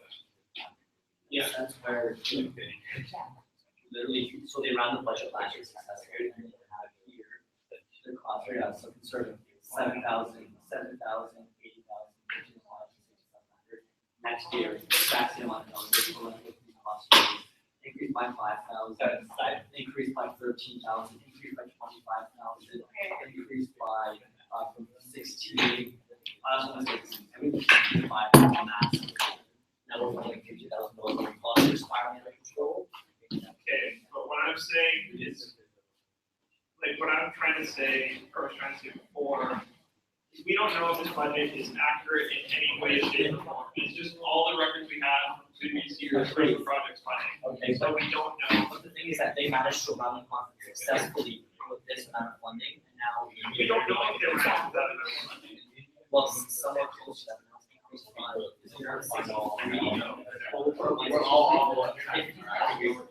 all we know, it could cost them $225,000 to run the last year, and that's why they put it in their budget. It's getting breaks over, can we just start discussing?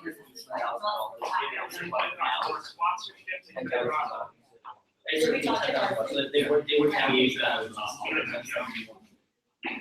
They couldn't all of these things, it just makes sense. Yeah. So material. Like, I agree with that. We're gonna wait. Yeah, we need to. Who found that? 1.3, was it?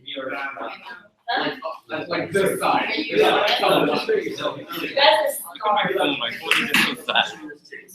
Like, it looks like a So last year around successfully, it was super great. This year. The next, what are you? Not- I'm kidding. I like it. So here it says, Michael gets down to lot. Oh, yeah. Their costs are Do you mind, like, But okay, like their food costs. I was part of the discussion. And then like seeing the picture like what? You can ask their customer, their Pan Pacific contract. If you want to submit it to the end, so all that stuff is like quoted by Pan Pacific. And it's in line with our other contracts. Sure. Because I don't understand, I don't want to have like a presentation on budget, and I'm like going into the issues and versus I don't like, well, yeah. Hey guys, do you mind like kind of like bringing this discussion like more vocally so that like people on live stream can hear it and everyone that wasn't on this side of the room can like, you know, be on board. So if you guys mind just like resuming the resuming the discussion and then this side of the room, just like summarize your findings, and we can discuss. You're right, we have no idea what is. Okay, guys, I'm going to call a meeting to order again. Can everyone get back to your seats? Okay. Welcome to my call. This feels like a tribunal. I live stream. Hi. Caitlin, if you're Hey, on live stream. We you're did the back. math. We did the monster math. Okay, so this side of the room, the analytical side, analytics center. Can you guys just summarize what you guys were talking about during the break? Yeah, sure. Can you talk about this too, please? All right, so in the NIBC budget, as you expect, there is a unit of like how many things that you purchase, and then the actual cost for it, and then there's a calculation for the total number. So easily, the units multiplied by the cost should equal the final number multiplied by some sort of tax. That line item is called the extent. That last column is the extended column. That's just what we're going to be referring to as. So the extended column, that multiplication factor, which should theoretically just be 1.12, the tax rate, is all out of whack for every single line item, basically. Some of them are up to 1.33, 1.15, 1.24. It seems random, but because the numbers are so specific, the numbers have to come from somewhere. And the problem is we don't know where those numbers come from, which is why we've been having a long discussion about this budget. Which is causing tens of thousands of dollars of increased amounts just from the discrepancies.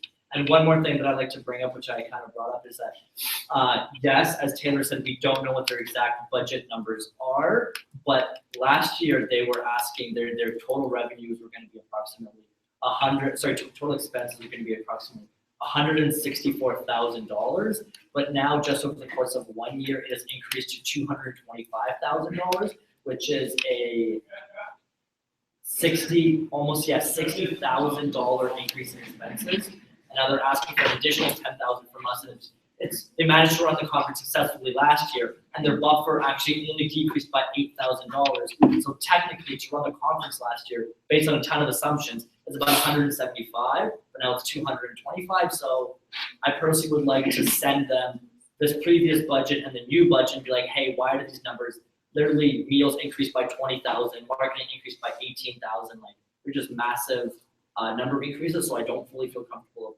funding the 50,000 with costs increasing greatly.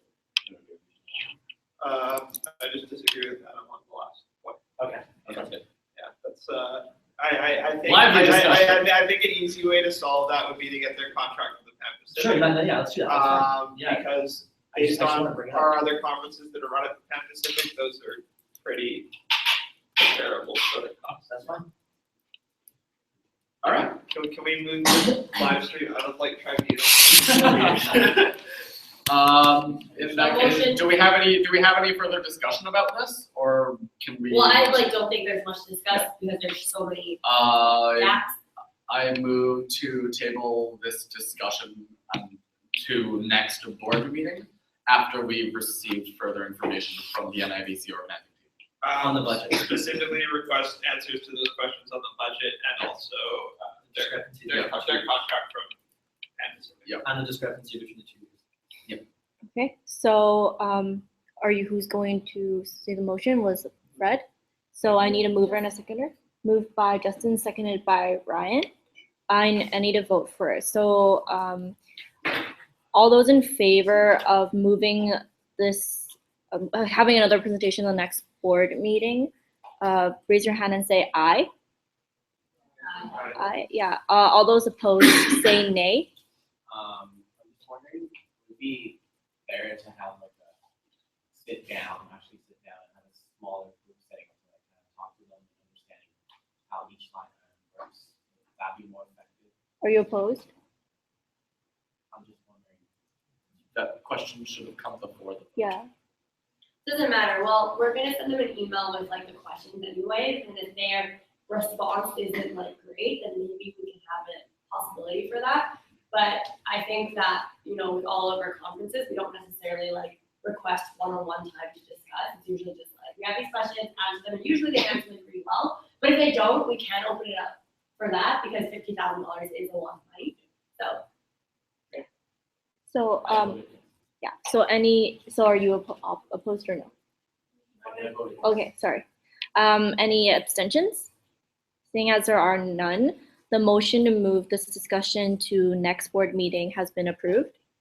So next up, so I guess that concludes our discussion with NIBC. So next up will be Social Enterprise Club. Who would like to start this discussion?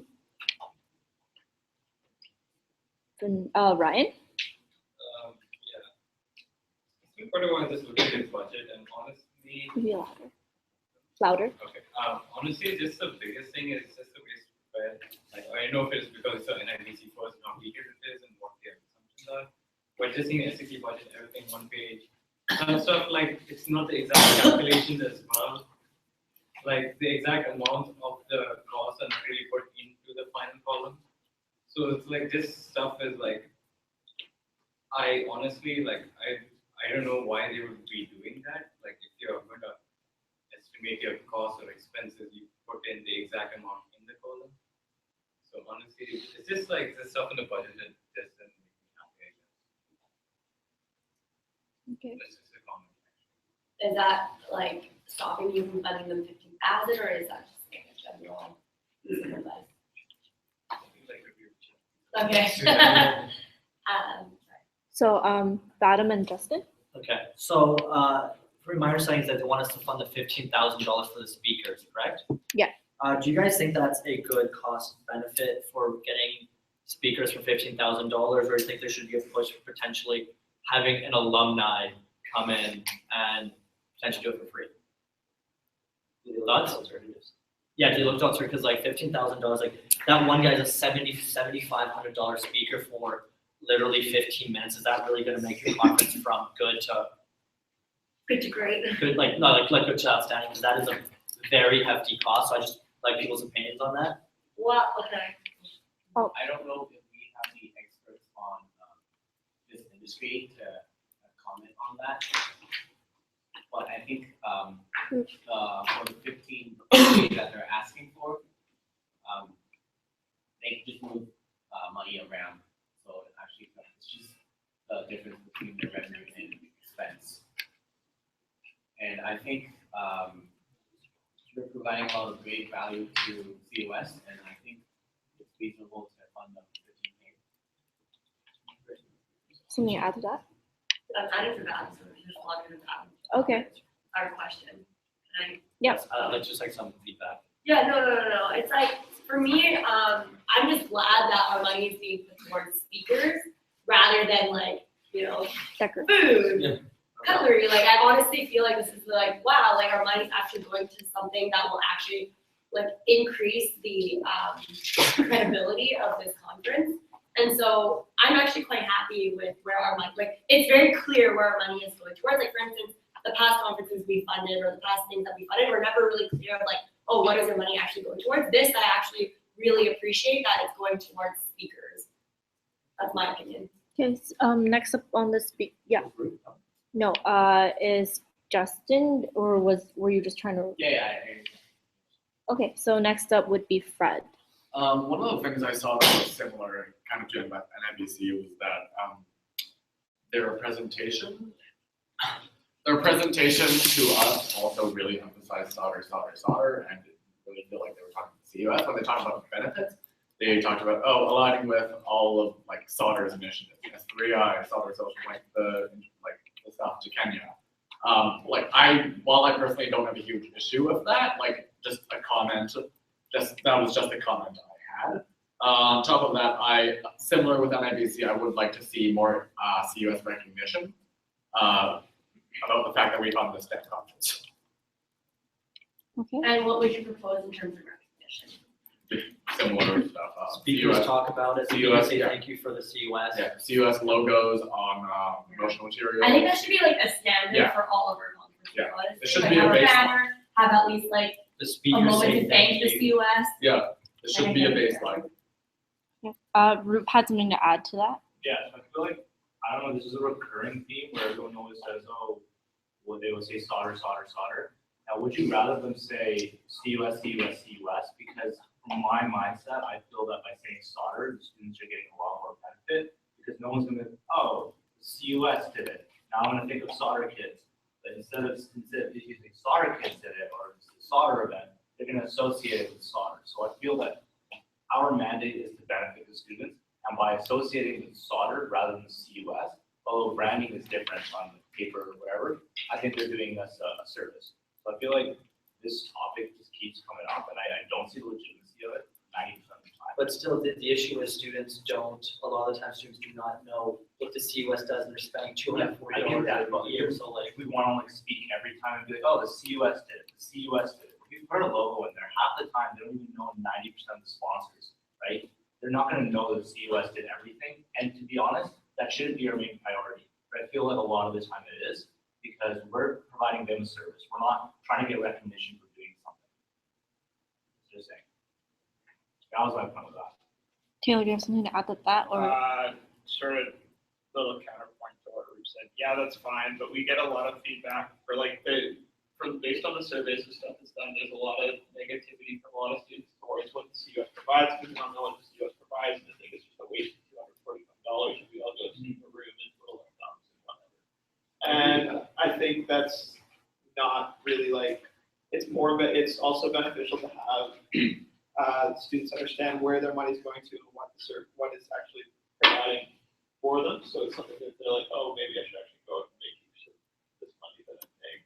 But I do agree that having like a conference specifically associated with solder is more beneficial than having it associated with the CUS. But I also don't think there's anything wrong with having like stuff as a sponsor. But yeah, I agree with that. Okay, Rita, I'm gonna add you on the speakers list. Next up on the speakers list is Roop. Did you have a? Okay. Okay, so next up is Catherine. So like, I get that social entrepreneurship is a commerce-related field, but from the way they really presented it to us, like, it felt like they were targeting more of the general, like, population of UBC rather than just solder, and considering that they're asking for the most funding from CUS, I don't know if it's justifiable that, like, we do that, because, like, even from their, like, just about us blurb, right, it's like, UBC SCC allows us to successfully create an interdisciplinary approach to social entrepreneurship, bringing out the entrepreneur and future engineers, developers, artists, and I just feel like it's not specific, or they should specify that more.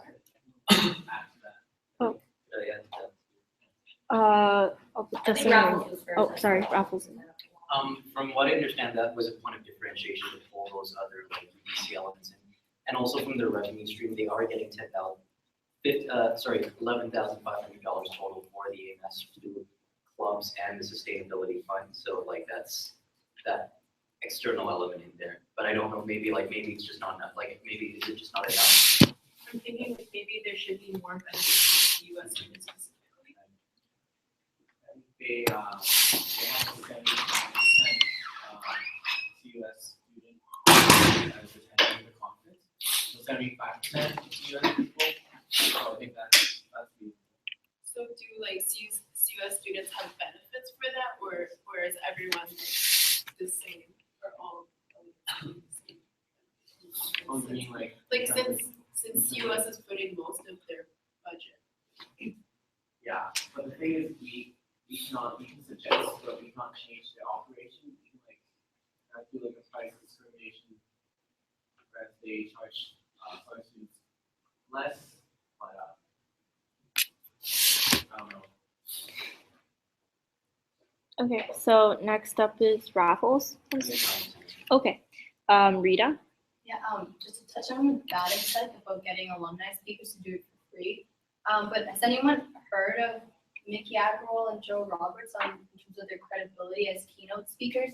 I searched up some videos, like I obviously couldn't play them right now, but maybe we should just watch a couple of videos, see if they're actually good at presenting. Because if they're not, then we can, obviously give them less and say maybe you should push for Mickey Agrawal because she's a better keynote presenter or something, and they get an alumni. You have to have something to add to her point? Yeah, I think, I don't know, like, is that our job to tell them which speakers they should? I guess, like, if our money is going to their speakers, then that's true, but I think to add off your point, like, I think 15K, whilst, like, I do acknowledge that speakers cost money, sometimes, and if you want a good speaker, sometimes you need to pay for that, but, like, 15K is a lot, I think, in terms of speakers, and, like, sometimes, like, even 10K goes a long way. It's not, Taylor usually, it's not a lot of money. It's a tiny amount of Yeah, it's a really small amount of money, like. Speakers are expensive. Yeah, especially good speakers, like me speaker last year was $5,000, I think, and very good, was sort of a large piece of feedback from that, so to get like a good quality speaker is, the two rates are sort of like. It's fairly reasonable. Yeah, it's a pretty reasonable speaker price. But aren't they reasonable? Yeah, and that's we don't know Well, I'm sorry. that. I'm sure we can, like, we have to use this, Mickey Agrawal. Is this the best? Who was, okay, Michael was on the team last year, so, or, sorry, is the speakers list still on? Speakers list still on, and Michael's the next person. Okay. So Vanessa, I'll add you at the end. Do I just? Yeah, just say whatever. You're not allowed to say anything considering I was part of the team last year. Be louder, be louder. I think a very big differentiating factor with SEC is not necessarily that so they target commerce students. They want majority to be commerce students, but they also do a good job of making sure people know that outside of commerce students are allowed to go to the conference. So in terms of the money that we would be able to put towards them, it's still beneficial to the CUS students. But they're not necessarily targeting outside of CUS so much as they are just making people aware to come. Okay, thank you. Next up is Fred on the speakers list. Not really an argument, just a point. If you don't know, the Social Enterprise Conference is run by the Social Enterprise Club, which is a CUS affiliated club. That means we give them a $600 flat subsidy on top of $2 per CUS or member. So just so you know, we're already giving them money. That factors into your decision making, so be it. I just want you to put that out there if you didn't know that already. Okay, last person is Vanessa. Does anybody else want to be added onto the speakers list for now? No? Okay, Vanessa. No, I just wanted to know Michael's opinion. Oh. You weren't there for the presentation? I was watching. Oh. Yeah, so, he like, was watching. I'm just interested to know, like, someone who actually was on SEC. Like, their opinion is. On the conference itself. Yeah, like, their sorry, Omar and. I was not directly involved with the budget that they dealt with last year, so I don't know in terms of money wise, but it was very valuable. Everyone's. And it was a good conference last year. And considering, how a lot of conferences are downtown or off campus in some beautiful facilities and everything, they did a very good job utilizing solar space and minimizing costs that way, so they know what they're doing. And they provide a lot of value to students, and the speakers that they had were very, very good last year. And it's a different team running it this year, or it's some people return? There's a number of people on the team that were on it last year, I don't know what their positions are, but there's almost a lot of people, and I think the team is run it this year as well. Yeah, I remember for clubs review. Okay. Is there anybody else who would like to speak? So are we funding them the 15? Is anyone against? Is anybody against it? No? So could we put in a motion to, so motion to approve SEC funding 50K. 15K, sorry. 15K. Could I get a mover? Moved by Vanessa, seconded by Justin. Sorry. All those in favor, raise your hand up and say aye. Aye. All. Oh, wait. Oh, sorry, Vadim. Vadim, we're just approving. Well, Adam doesn't vote. Oh, yeah, sorry. All those opposed say nay. Okay, any abstentions? Seeing as there are none, the motion carries the fund Social Enterprise Club 15K. All right, so before we adjourn, are there any other business that anybody would like to bring up? Yeah, Vanessa? I'm sure everyone has really busy lives right now, and I'm not gonna suggest anything to do after the meeting. But I think that we should have like a mini social, like a get together, especially now that,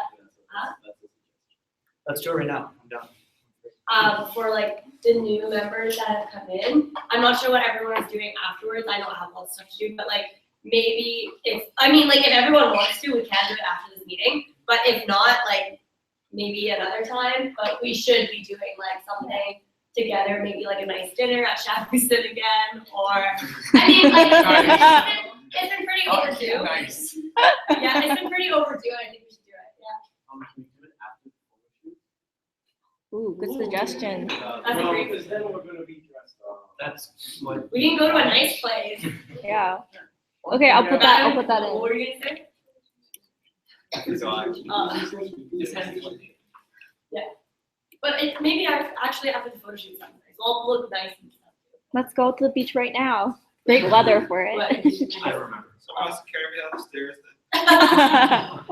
Okay. Yeah, you can take a photo with your cast. Should we Photoshop a leg on you?